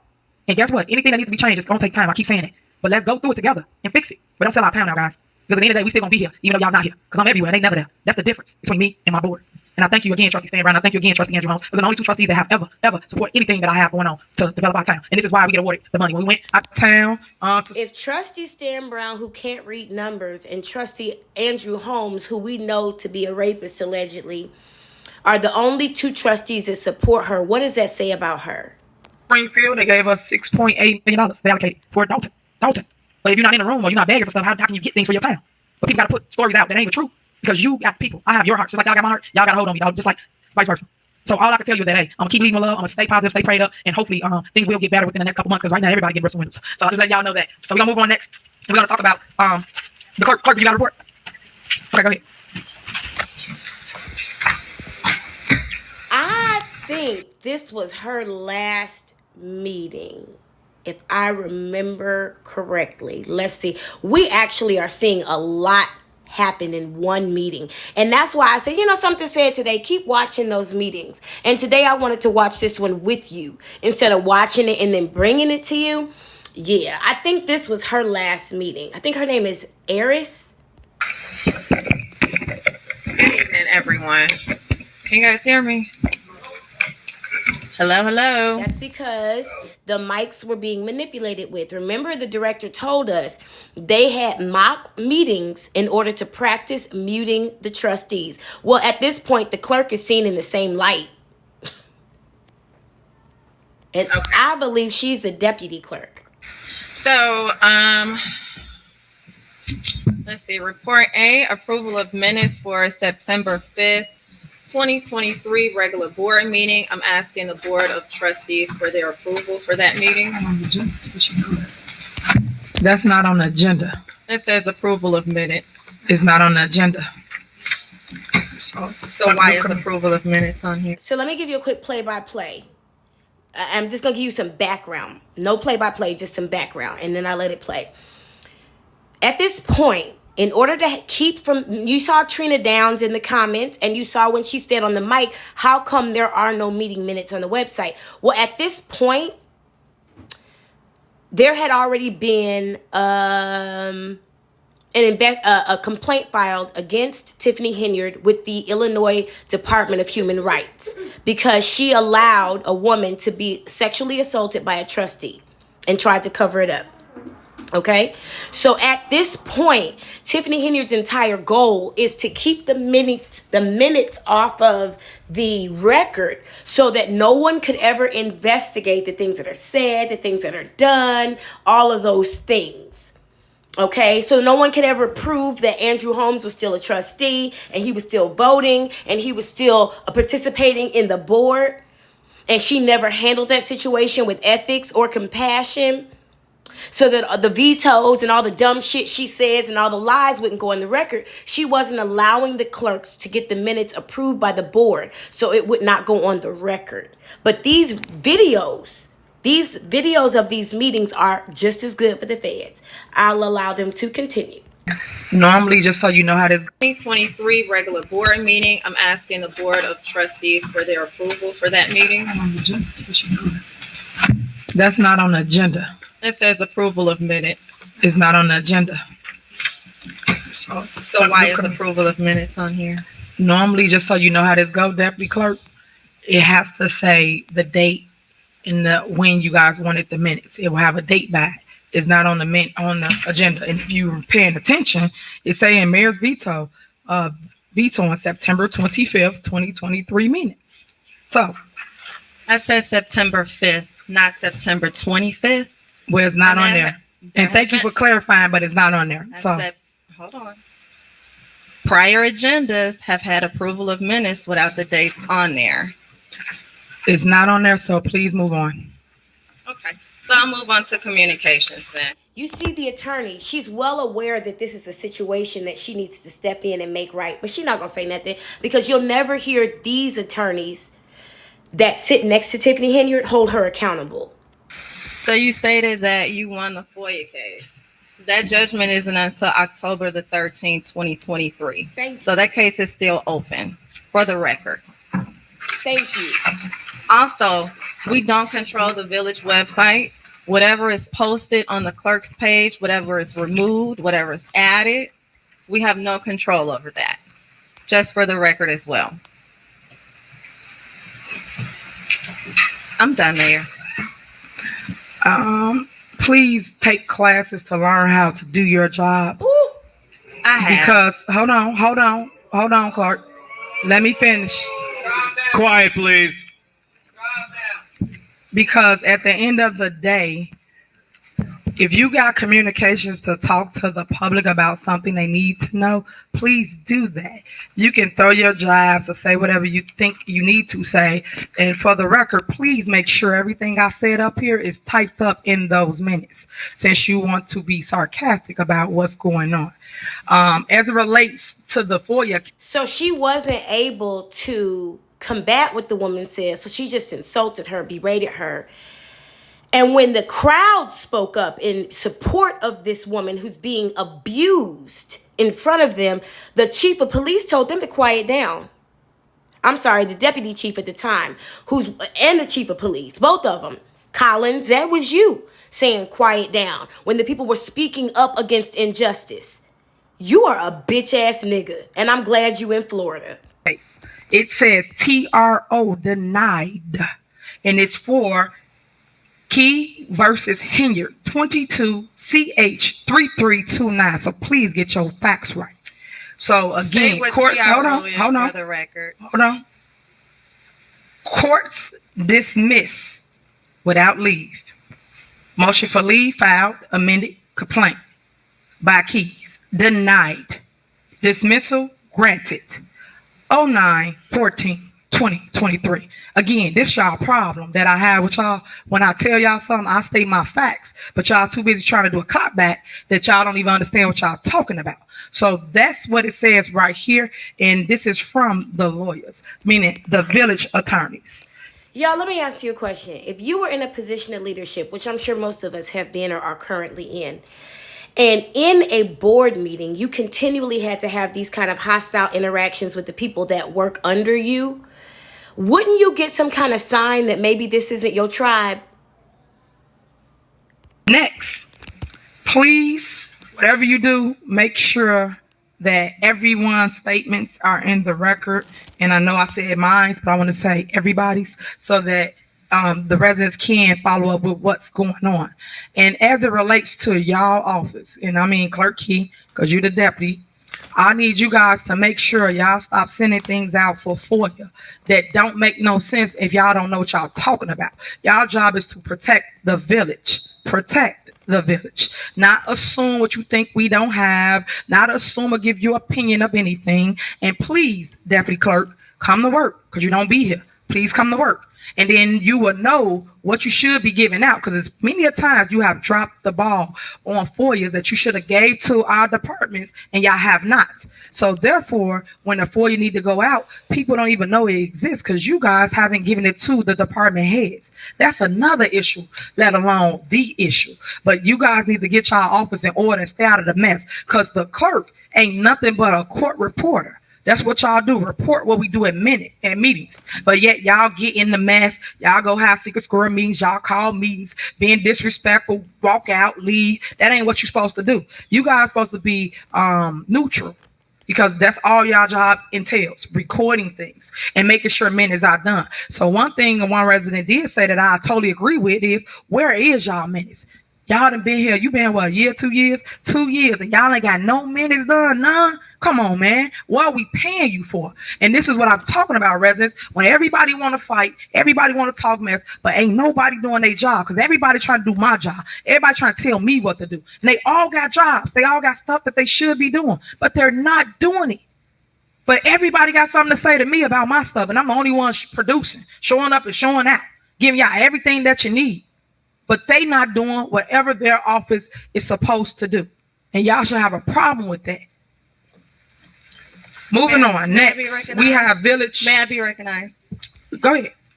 Okay. And so I'm gonna make this very quick because you already wasted enough of the people's time. As it relates again to the final judgment for the FOIA case, it's October the 13th, 2023. And again, as it relates to the website, the minutes are not on there because we do not control the village's website. Whatever is posted, not posted, added, or removed has nothing to do with the clerk's office. Let me make sure I'm addressing everything. And also, as it relates to the minutes, as the village clerk has already communicated to you, we do not write word for word.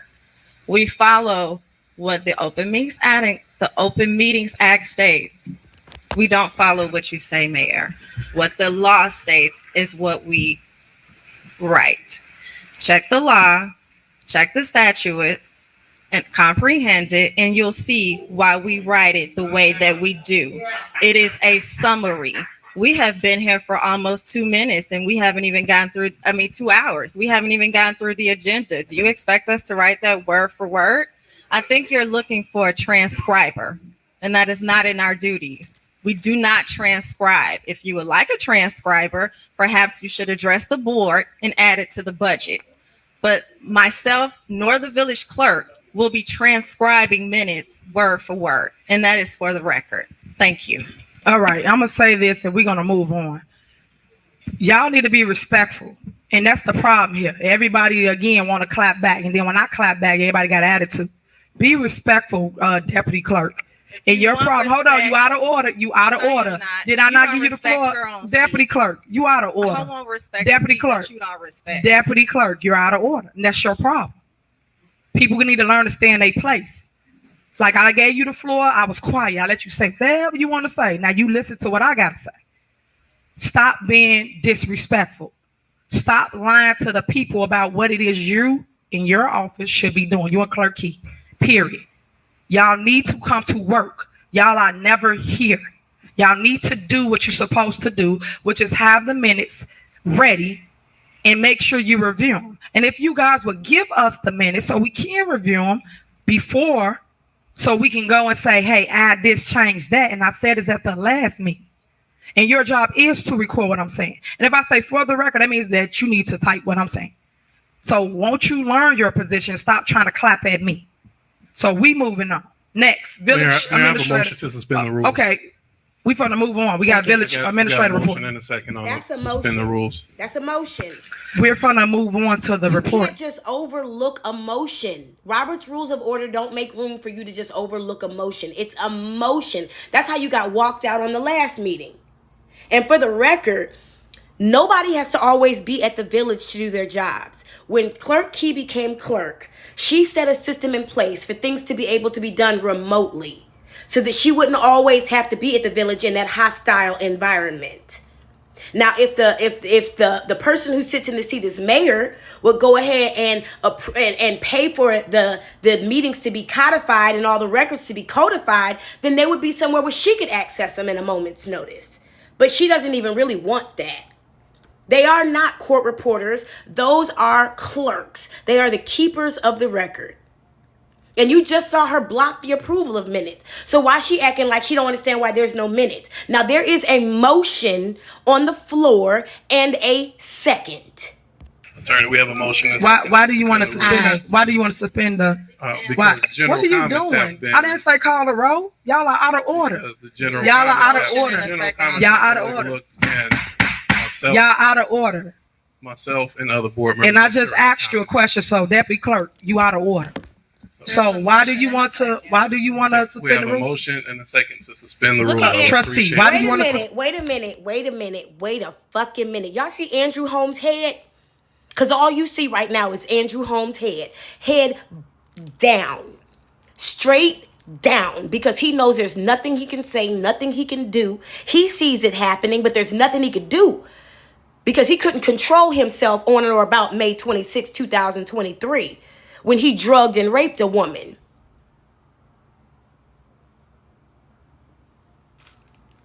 Allegedly. He couldn't control himself. He couldn't keep his pudding pop in his pants. He couldn't get no pussy in a city where prostitution is legal. So he decided to assault somebody.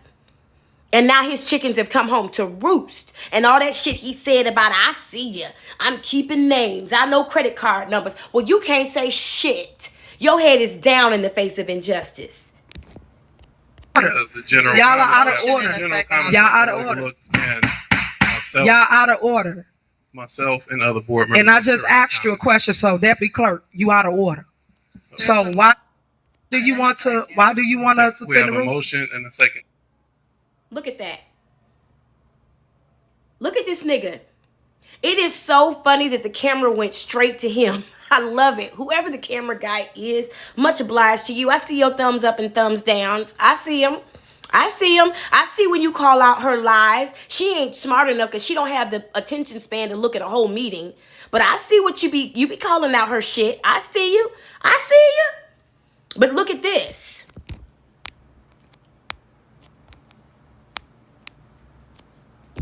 Where is Captain America?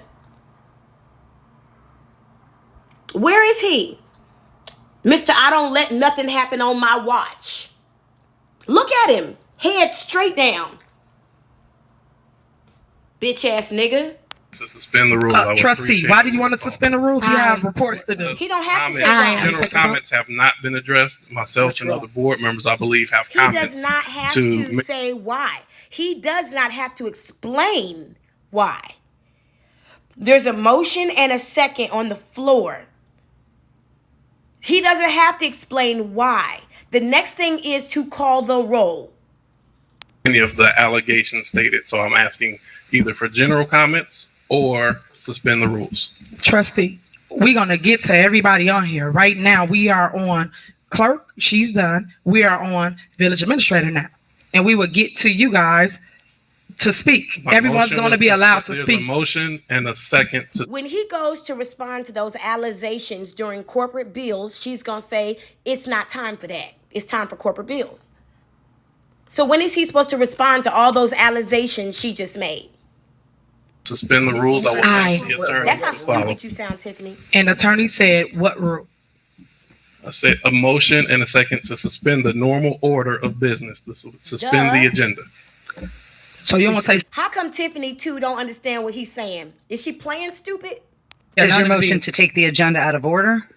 He don't even know. He don't even know. Suspend the agenda so that the board members can comment. Everybody gonna get the opportunity to speak. When? But the general announcements is on a meeting next. Even if it was next or whatever, everybody gonna get to speak. So what is the problem? And that's why you'll notice in these recent meetings, the board has started to take their space during general announcements to speak directly to what's happening. Because she will filibuster for 45, 55, 65 minutes, derail somebody for 10 more minutes, and then not give them an opportunity to respond because she's a fucking coward. Bitches like me, man, I love a good conversation. I love a good debate. I love a good argument. I want us to talk about it. I want to talk about it. I want to unwrap it, unbox it, unravel it. Leaders, people who aren't afraid, and people who don't go around attacking people, we don't mind having a discussion about what we just said to give clarification or to receive correction or to receive confirmation. But this is a woman who doesn't sit with herself. There's no way you talk to people like that for 45 minutes and you spend time with yourself, analyzing and introspecting and holding yourself accountable and taking notes in your journal about what you want to do better as you learn how to treat people in your 40s, bitch. You 40 fucking years old acting like this. It's a disgrace and it's shameful to your whole fucking family. But I seen your mama and I seen your cousin and your best friend who you make sure never hits the camera because she's embarrassing as fuck. And it's the problem we got because y'all can't have y'all way. The whole hour. Everybody, so what? So what? Shouldn't have walked out last time. See, now we're gonna talk about it. We're gonna talk about what she said. So what? You shouldn't have walked out last time. So she's going to punish them for using their legislative right to adjourn a meeting and legally adjourn a meeting after their business was done. She's gonna punish them by now having an hour-long mayor report, a 30-minute long veto, and then arguing with the deputy clerk for 25 minutes. She's going to punish them. They are 2 hours and 5 minutes into this meeting that started 15 minutes late. She's going to punish them by walking out. Y'all, I'm reminded of a story. I literally told this bitch, please don't talk to me about work after work. Because everything you got to say after work is super negative, and all you do is remind me of how toxic your job is, and either you shouldn't be there or they shouldn't be there. But I don't want to hear about it after my happy day. Talk to your counselor, talk to your therapist, call your mama, go get a drink, have happy hour. But don't come home to me with your bullshit. So the narcissistic response is to come home and just be mean, be angry, be disorderly, be disgruntled, and then say, well, you don't want me to talk about my day. So, I had a shitty day and you don't want me to talk about it. So I'm just going to be a bitch when I get home. And that's why. And that's what you see here. So y'all shouldn't have walked out on the last meeting. So I'm going to take up 2 complete hours of your time for nothing. I'm going to waste 2 hours of your time. There has not been one report done yet. Not one. We got a prayer, citizens address, and her mayoral message. The citizens only got 30 minutes. They only get 30. No matter what's going on in the world, the citizens only get 30 minutes to speak. 3 minutes each. The prayer was what, a good minute or two? The Pledge of Allegiance lasted 17 seconds, if that. She has spoken for the majority of this time and is literally saying she's not going to allow them to speak. Let's continue. You wait till we get to. Can you wait till we get to it? Passed on the agenda. Okay, but we would get to it. We would get to it. I don't know why you're so afraid of other people speaking there. I'm not. I'm never afraid of y'all at all. Get that correct. Please clear that up. Never at all. What I'm asking, trustee, is why are we suspending rules if we're going over the agenda? We're wasting 5 more minutes. We are by you doing what you're doing. So let me finish, so everyone will have the opportunity to speak. Wait a minute. You don't even know. Suspend the agenda so that Andrew Holmes just stepped out. The board members can comment. Everybody gonna get the opportunity to speak. But the agenda announcements is on a meeting next. Even if it was next or whatever, everybody gonna get to speak. So what is the problem? And it's the problem we got, because y'all can't have y'all way. The whole hour. Everybody, so what? So what? Shouldn't walk out late. Keep your eyes on Puddin' Pop. Time. Can you wait till we get to? Can you wait till we get to it? Passed on the agenda. Okay, but we would get to it. We would get to it. I don't know why you're so afraid of other people speaking there. I'm not. I'm never afraid of y'all at all. Get that correct. Please clear that up. Never at all. What I'm asking, trustee, is why are we suspending rules if we're going over the agenda? We're wasting 5 more minutes. We are by you doing what you're doing. So why did Andrew go get a security team member to walk him to the bathroom? Or snort cocaine or whatever he's going to do. ALLEGEDLY. Let me finish so everyone will have the opportunity to speak. Clerk, you out of order. You out of order. Don't call the row. Go ahead.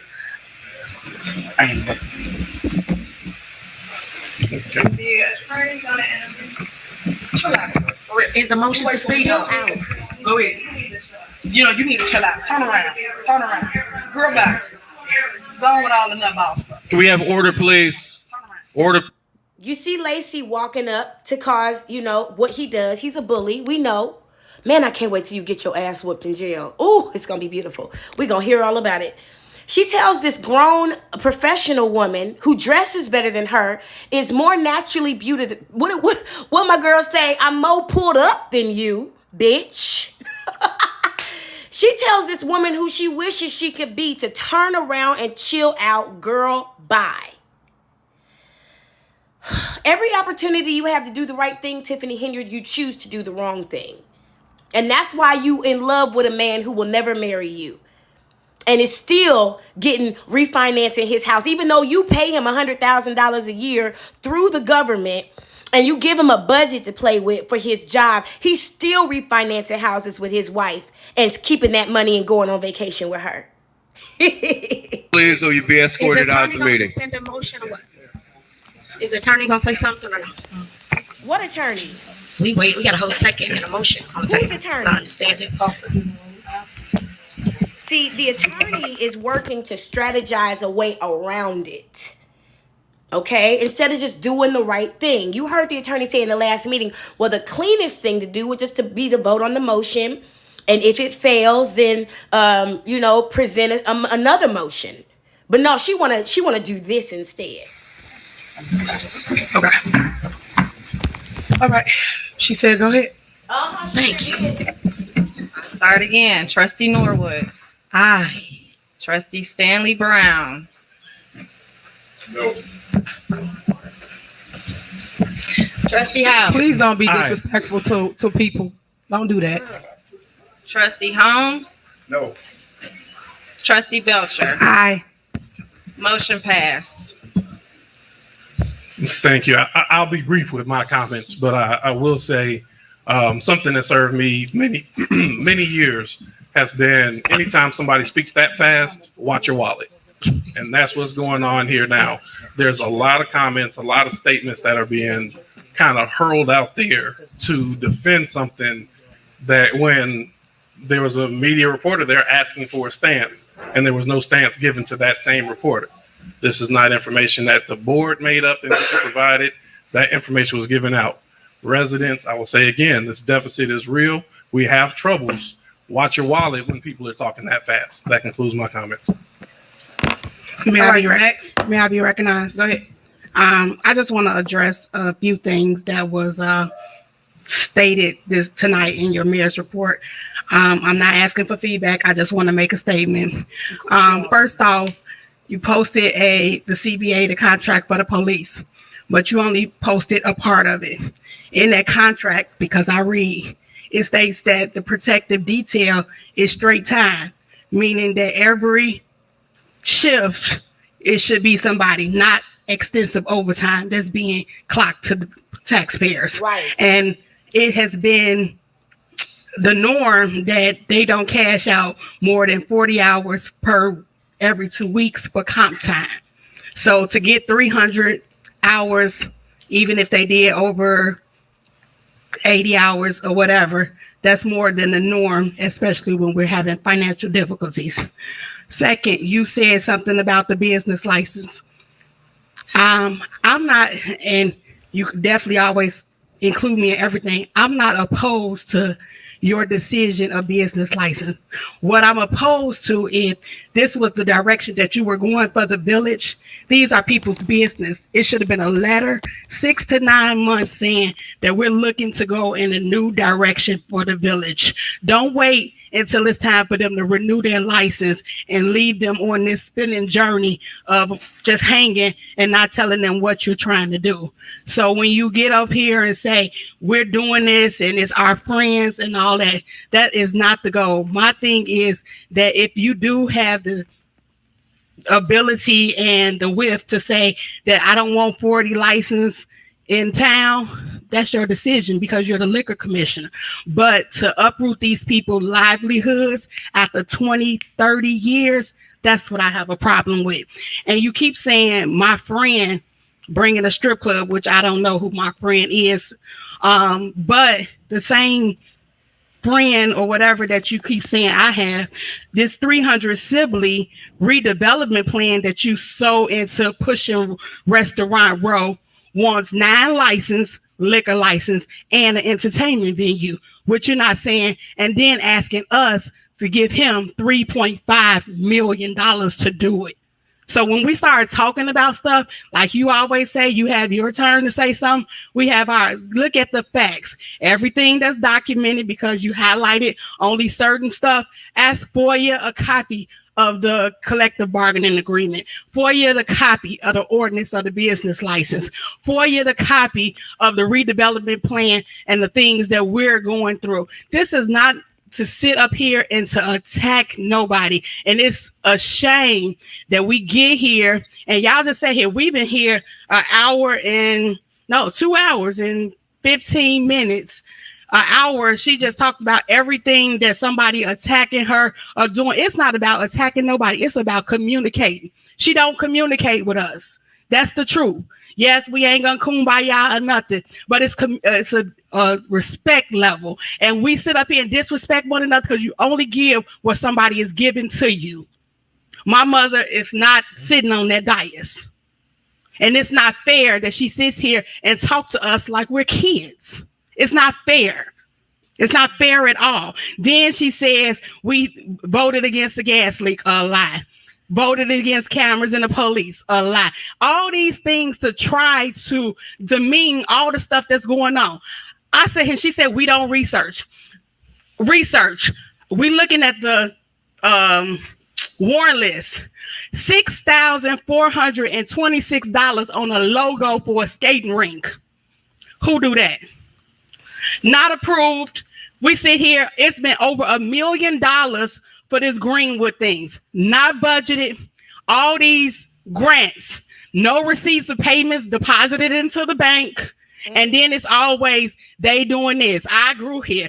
They flew here. All this stuff. It makes no sense. It's not fair to us.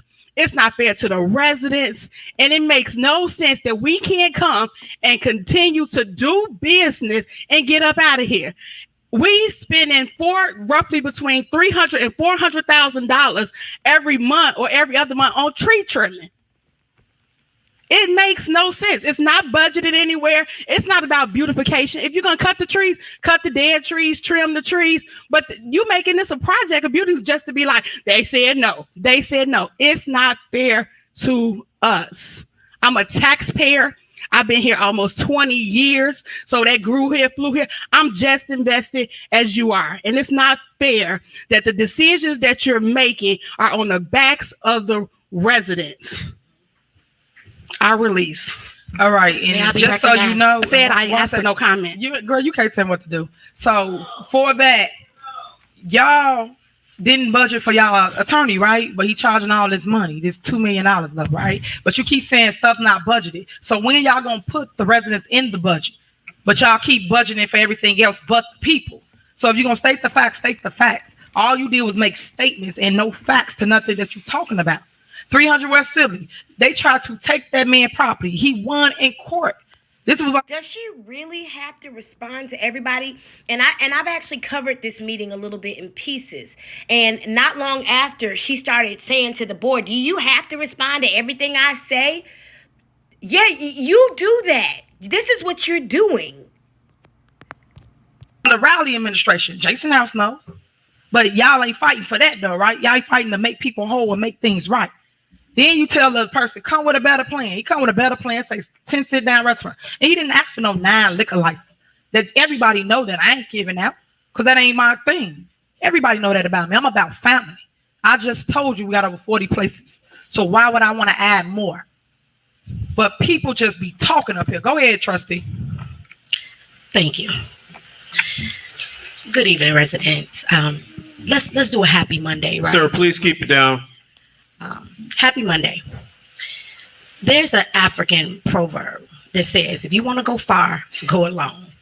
If you want to go fast, go alone. If you want to go far, go together. Our job is to legislate. Do they allow us to add items to the agenda? No. So that's why you see us having special meetings. As long as there are 4 trustees, then we have a quorum. So we technically have a legal meeting. We talk about facts. What do we know? We all know that we've only had 1 meeting a month when we're supposed to have 2. The first meeting is because there's supposed to be a cow meeting for discussion where we as a board ask questions. so the residents can have the answers at that time. This is not about us at the moment. This is about your tax dollars as well. This is the meeting where RFPs are supposed to be presented. I keep saying we're spending all of this money on all of this work. Where are the contracts and where are the RFPs? You don't see them. Why? Because all last 7 CAL meetings have been canceled. We'll know that without RFPs, how do we know that we're getting the best bang for our buck? No one. We all homeowners here will get work done to our home. Who simply just tells one person to do the job? Typically, a person has 4 and 5 quotes, but not with us. She assigns 4 and 5 different people to do jobs and then say, hey, surprise trustees, here's the warrant list. Here's $1 million. Don't say anything. Don't ask any questions. Just approve it. Police detail. As I stated before, I'm not against you having police detail, but for how long and how often was the question. $1 million in police overtime to protect you when we have residents flooding. This village consists of 60% women with children. We all need protection, last time I checked. Where are the grants? She sat here and did a whole slideshow. But did you all see the grants, the money? Did you hear what she just said? She said that community is 60% women and children. What? Oh my God, y'all got some trash ass niggas in your city. Coming in, they could have added that. Greenwood cost us $1 million. It looks good, but what about the people that's flooded? What's a skating rink to people who have feces in their home in the basement? What's more important?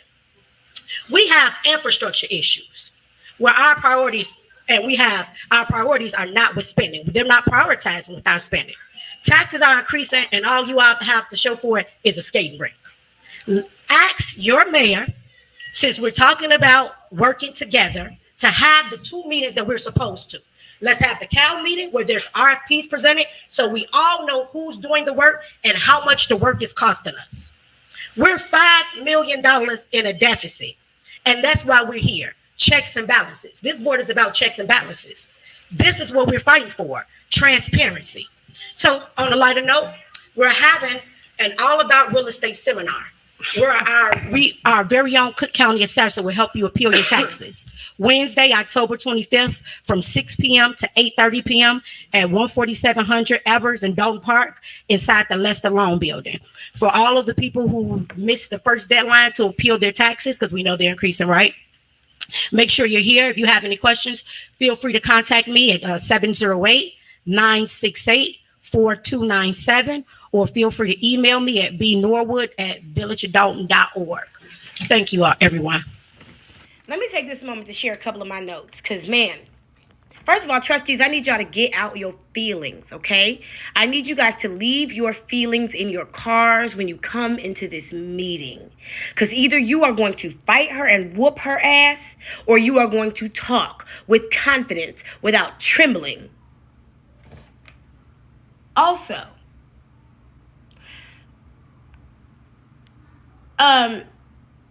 if you want to appeal your taxes, you could just look at the back of your bill and there's instructions on how to appeal your taxes.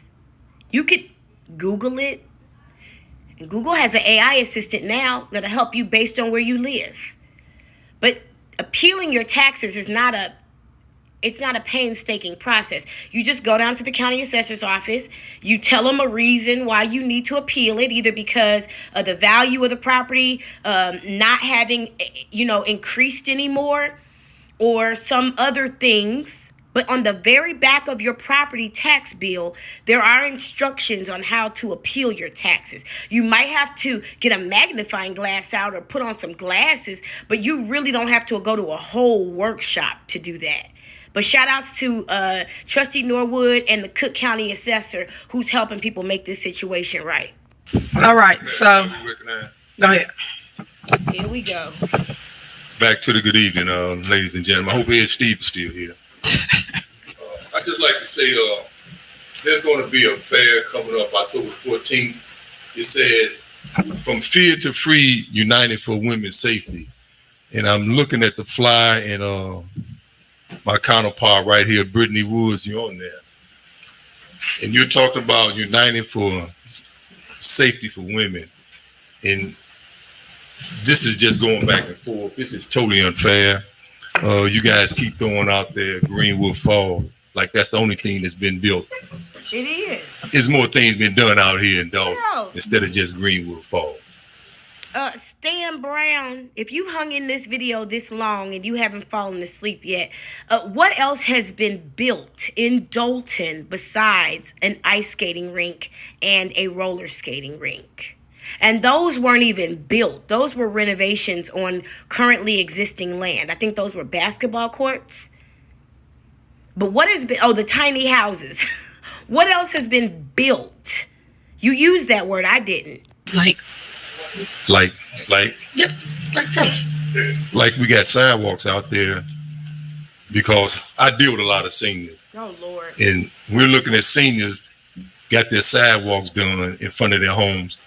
And it's not anymore that we got bumpy sidewalks. If a person's in a wheelchair, they can go down the streets. We got trees just falling on individual houses and roofs. If you guys were out there, you can actually see these things. This is some real stuff. So it has to be money being spent. In order to run a village, you're going to have to get bonds. You're going to have to get loans. We're not making enough money to pay the police department, the fire department, and public works. Those are some expensive entities that we have to pay for to run a village. So we can give out tickets and code enforcement and give out citations. That's still not enough money. We had to get some bonds. We had to borrow some money. That's automatic. That's actually not true. I'm pretty sure Tiffany texted him because he's not competent enough to come up with any of this on his own.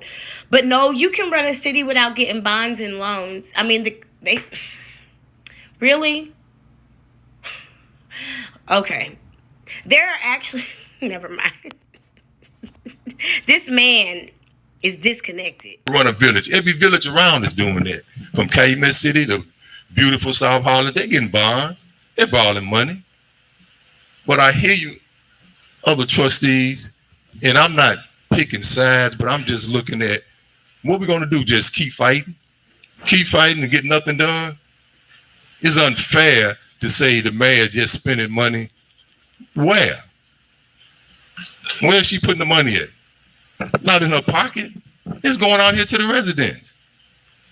Yeah, we all stakeholders out here. But just look around. If you've been riding around Dalton, you can definitely see some improvements. Go from 146 in Indiana all the way over to Maple. The whole street been paved. I went down some alleys paved. My alley looked like Vietnam. Potholes and everything. But there's some other residents that's getting alleys put together. For my 33 years out here, I've never seen an alley getting paved. Oh, my God. They had the 50-50 program. Yeah, we was jumping up hallelujah for 50-50 program. Right now, we're talking about zero to the residents. Yeah, there's grants being put out here, and there's some more grants still sitting on the table to be actually utilized. But let's get what we can get now. Because all it look like it's going to be is just a fight from here on out till we get to election time. That's unfair to the residents. We fighting Y'all, Stan right said, now when we should be put. Stan Brown said, let's get what we can get now. This money is going straight into the community. It's not going into any individual's pocket. Let's get what we can get now. That money where it should be utilized at and continue taking care of residents, because we're going to have a deficit. You have to spend money. You got to spend money to run a village. Nowhere in the world you can, at the end of the year, you're going to bank out with an even balance. There's going to be money owed. But as long as you can show something forward. So this man apparently doesn't know how government works. The only government that's allowed to run with a deficit is the federal government because they actually make money. Local government, state government, county government, they're not allowed to run with a deficit. That will trigger a state audit in a heartbeat. Okay? Stan Brown, you don't realize now you're admitting there's a deficit too. Now you're admitting there's a deficit too. You don't understand that's not normal. It's not normal. There was a surplus when she came in. Don't just keep fighting. That's what it is. Yeah, I see a power struggle right here. And it's total disrespectful. Total disrespectful. Total disrespectful. We looking at a strong black on black, left and right. And every week we get over 200 people coming from another country coming here. And we here fighting amongst ourselves when we got a chance to do something for ourselves. We just steady tearing each other down. That's that A lot of cultural us abuse. come here and I hope Steve. That's that cultural abuse. We black. Y'all are black. Y'all supposed to be okay with whatever y'all do. Don't come down against another black person. Bitch, please. Half of us black people don't come from the same family, same lineage, same tribe, same country. We're not all the same. There are classes among black people, whether you know it or not. And there are groups among black people. Not all of us came from slaves. Some of us have families that have been in America long before the settlers ever came. The 14, 15, 1300s. My family is one of them. Both sides. Not all of us came from slaves. Okay? Not all the folks in Illinois are part of the Chicagoans that settled from slavery. Some of those people in Illinois come from the heritage of the Illinois Native Americans. Let him continue. You hear you took the time out your day as a black man to come talk about another black man. These numbers can be read very easily, very easily. But it just hurts to read these numbers when you, Ed Steve, filed a lawsuit against the village for over $50,000. Be transparent, Ed Steve. Wait, Stan, it hurts you? The reason, okay, so Stan said for the record, on October 2nd, 2023, Stan Brown implied that because Edward Steve sued the village of Dalton for wrongful termination for only $50,000, that's why Stan Brown can't read numbers. Make it make sense. That's all I hear out your mouth, transparent. But did you tell these tax-paying residents that you put a lawsuit against the village? Did you tell them that? Why is that a bad thing? Where is this? See, in Christianity, there is this belief that Christians shouldn't sue Christians. I don't even understand where that came from. Have I been able to verify that in scripture? I don't think so. But whatever that is, it doesn't make sense. If somebody is wronged you, why do you just have to let it go? That's cult mentality. But if you are wrongfully terminated by your employer, the legal responsibility that you bear for the next person is to sue them, to handle it legally. What are you supposed to do? Go bust out the windows and sell the glass? What's he supposed to do? Go steal the Durango and sell it? Or find the missing Dodge Caravan? His job is to bring litigation against the village if he has been wrongfully terminated. That's what he's supposed to do. Where is this because you were once a trustee, you're not supposed to sue the village? Eris, the person you just saw on camera, sued the village as well, because she was also wrongfully terminated. Plenty of people have sued the village so they're not supposed. Sam, where is your mentality? What are you trying to shame him for standing up for himself legally? See, that's that cultural abuse. You and some other individuals around here got a lawsuit against the village. You want to talk about deficit? I don't know how much you got, but I believe it's somewhere over 50,000. A deficit is not caused by lawsuits. A deficit is caused when the money is actually spent. That money had not been spent yet at the time of this meeting. And that $2.6 million deficit, I'm sure that $50,000 lawsuit didn't cause it. That's deficit. We got some lawsuits on here, unnecessary lawsuits. I just got on this board back in February, and I got to make decisions on. Oh, God, Stan. I'm going to do this with you, too. Come on, baby. Let's break it down. Come on with me. Let's go. Ready? I'm going to do it, then you do it. Ready? Follow my hands. Let's clap together. February. Good job. Let's do it again. Ready? February. Take your time. Brew. That's right. Brew. February. It's actually pronounced exactly the way it's spelled. So let's take a look. February. February. Good job, Stan. We'll work on that together a little bit more later, okay, babe? Thank you. This board that's been here just piling bills up. Yeah, I started reading the finance report, hoping I can bring some calmness to when these numbers get read. Because every time they get read, Jason was reading the numbers. Yeah, he was the president of U.S. Bank. I don't know how well he did at the bank, but he read the numbers off, and soon as we read the numbers off, the fight started. So because Jason was reading the numbers, the fight started. So you the peacekeeper. You came in to read the numbers to bring peace. Oh. But you can't read them because somewhere a few while backs, Edward Steves sued the village. And that makes it difficult because you are so emotionally distraught by that lawsuit that you can't read $6,182,456.93.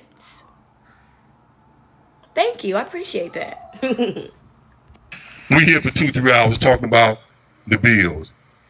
Reading these numbers, I'm just reading the numbers. We all had to vote. So we find a lot of time just in talking, knocking each other. Very unnecessary. We're the clown show of the Southland area. Everybody laughing. He said we waste a lot of time talking to each other. They're at 2 hours and 23 minutes. The first 2 hours and 5 minutes of this meeting were monopolized by the person who sits in the seat of the mayor. And she said because they walked out on the last meeting, which means they legally adjourned the meeting and left her bitch ass stay, and they gray rocked her bitch ass. And she's mad. She's still mad. She been mad for a whole month. So she held up this meeting for 2 hours and 5 minutes. Now he's saying, Stan Brown is saying that the reason why the meetings go so long is because the trustees argue back and forth. Well, the trustees just had to get the attorney, Tiffany, to actually stand up for them and do the right thing so they could even have an opportunity to speak. Otherwise, they wouldn't even have been able to speak. And including you, these conversations have only taken, I'm sorry, the sun is in my eye. It looked like 18 minutes. These conversations have taken 18 minutes. And you're saying that the reason why the meetings take so long is because the trustees go back and forth. Nigga, damn, you're dumb. Because they know we get ready to go in here. We're going to say prayers. We're going to pray us in. But we're going to fight our way out. We don't hesitate with that. Did you hear Will's prayer? What's wrong with giving her a chance? Oh my God. Take her face off of it and look at the things that she's trying to do. He said, I know she ugly as fuck. I know when you look at her, you hear, wee, like a cop. You know when you look at her face, you see Tunchi. Yamula, baby. That's my nigga. Listen, I hated him for a minute, but I let it go. I was mad at him for saying he never experienced racism. But I also have to remember he's a celebrity, so who knows how dumb he really is. But thanks for the music. Thank you so much as well, Weezy. And Tiffany Henyard, possibly. You could take this credit, too, since you look like him. For the Fix Before the Six. I really appreciate that. That album, I'm enjoying. Thank you. But, sir, you said take her face off of it because she's ugly. And I have said several times, if a person is unattractive, beauty is not just skin deep. Okay? We have encountered people who would seemingly be unattractive, but something about them is just so glorious and so beautiful. I can't think of anybody right offhand. Maybe Wesley Snipes. Maybe Wesley Snipes. Forrest Whitaker. Those are beautiful, unattractive people. Okay, I can name many, but I'm going to stop there. Okay? We have all encountered people who were physically unappealing, but beautiful people. But this bitch right here looked like a big toe. Okay? And she acts like one. And I can't wait till she run herself into the bedpost. You want them to take off who she is and just support the program. Why? Because you getting a kickback? Why, Stan? Come on, women. Women. The women move is on. I support women. I got a mama, auntie, wife, daughter, granddaughter. I don't have a problem with women. They take care of business. Us men, we work hard and they take care of business. But we as people. He is so outdated. Us men, we work hard and they take care of business. But don't you see a damn female mayor sitting before you and her female attorney and her female finance director and all these female trustees and the female deputy clerk and these female officers and these female village department? What are you talking about? We work hard and they take care of business. Do you realize that a majority of the administration is female? Working hard to steal money from the people of Dalton? Do you realize that the majority of the trustees are female? Working hard to protect the money of the people of Dalton? What do you mean? How outdated are you? We work hard, men, but they take care of business. No, nigga, we work hard and we take care of business.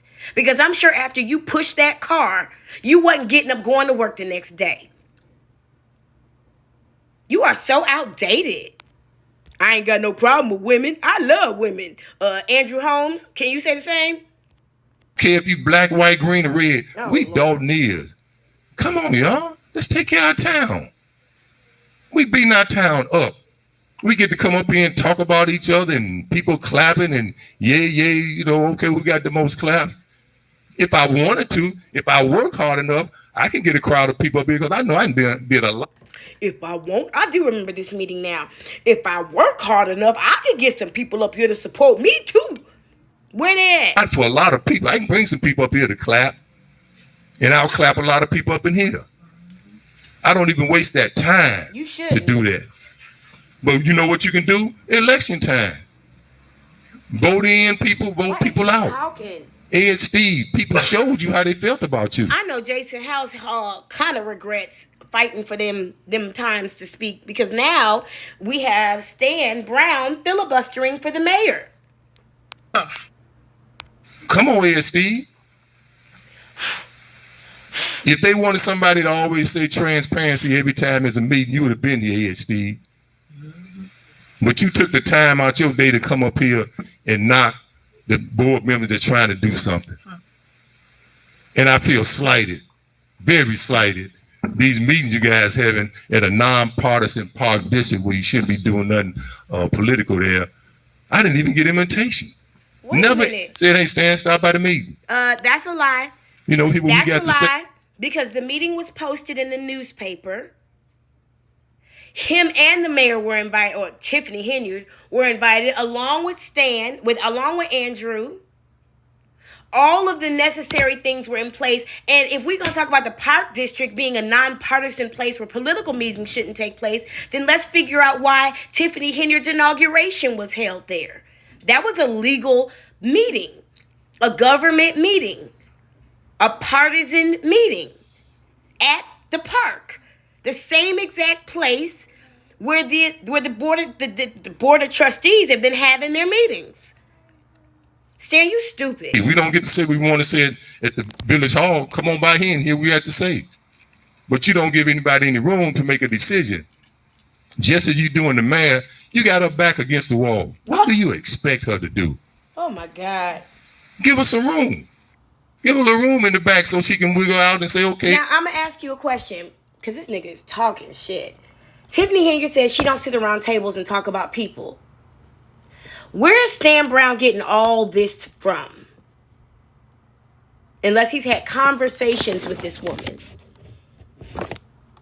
We can sit down and come to a happy medium. But you guys are not giving no room to get to the happy medium because it's just fight. So we're going to fight till election time. Mm-hmm. And yeah, the residents gonna speak.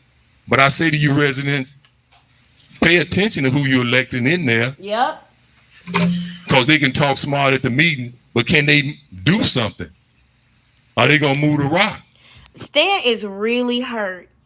His feelings have been hurt for a long time because he know he sound like a field slave reading them numbers. Because right now, it's some residents, you getting some good stuff. I didn't see windows and roofs go up. Ooh, windows and roofs. Sidewalks, That's trees trimmed. money. What are you talking about? People getting fed. Yeah, we need a little action out here. Yeah, I was at the roller rink the other day. It was awesome. Yeah. Awesome.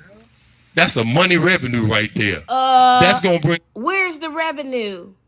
He should have never said that. Some kind of dollars in. Yeah, we had to spend money to put it up, but we're gonna get a chance to get a few dollars back. Stan, where's the revenue? Give it a chance. But I just say this here to you, my fellow board members. What are we doing as a whole to help bring something? Let's get on board. If she gonna get out there and go hustle that money up, let her hustle up, bring it on back, and let's spend it. Let's spend that money. What, we gonna try and save all the money all the way through the end of the year and don't have nothing?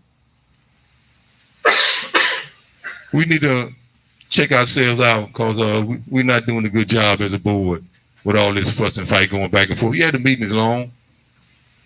I can understand that because there's a lot of garbage been going out there about individuals. And there's nothing wrong. We want to get the air clean. And that's what she's doing. It's a long way from being a yes board and a puppet. It's not even that. I feel if she was saying something that I didn't like, I don't have no problem saying nothing to her. Say it then. But Stan Brown, has the person who sits in the seat of the mayor ever said anything or done anything that you don't agree with? The point, we don't even talk to each other. I used to have conversations with some of my board members. We don't talk no more, only when we come here. Because you a bitch ass nigga. And I got attitude about that. Yes, you do. Yeah, I bring you peppermints and all that. Yeah. You asked me to get one of your seniors grass cut. I go over there and get your grass cut for them. Come on. Wait a minute. Don't we have lawn care companies billing the village of Dalton for $10,000? What's he talking about? I go over there and get the grass cut. We some real live enemies with one another. We shouldn't be like that. So I'm going to close it out because I'm getting on my soapbox and we've been very unfair to one another. Very unfair. Thank you. No, just go into the next thing. All right. The village administrator's report. May I be recognized? Yep, go ahead, trustee. Here we go. From the Thank you, Stan, for standing up on it. I'm standing with you on that because you know what? It's black on black, and that's what it is, and it needs to stop. I mean, we have legislators outside of us being trustees that don't even want to work and support the mayor. I mean, this is your district, this is your area.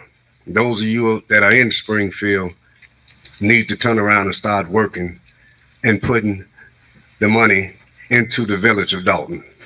You see what's happening here, but you know what? I can say one thing. Thank you, Mayor, for keeping the saws going. Thank you for keeping the concrete poured out here. Thank you for doing what you're doing. You know, it takes all of us to do this, and we need to turn the other cheek and start working together. Because have you guys ever studied politics in North Korea? Let me tell you a little bit about it. Because I used to live in a communist country, so it was really important to me to study politics. And North Korea was not far from where I was.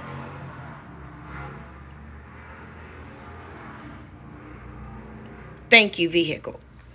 In North Korea, they get up every single morning and they look at a picture of the commander who is currently Kim Jong-un's sister, for real.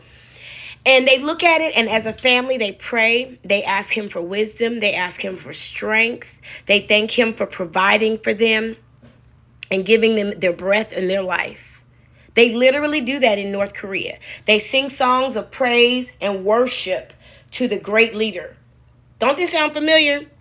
The only way we're going to build up this village is to work together.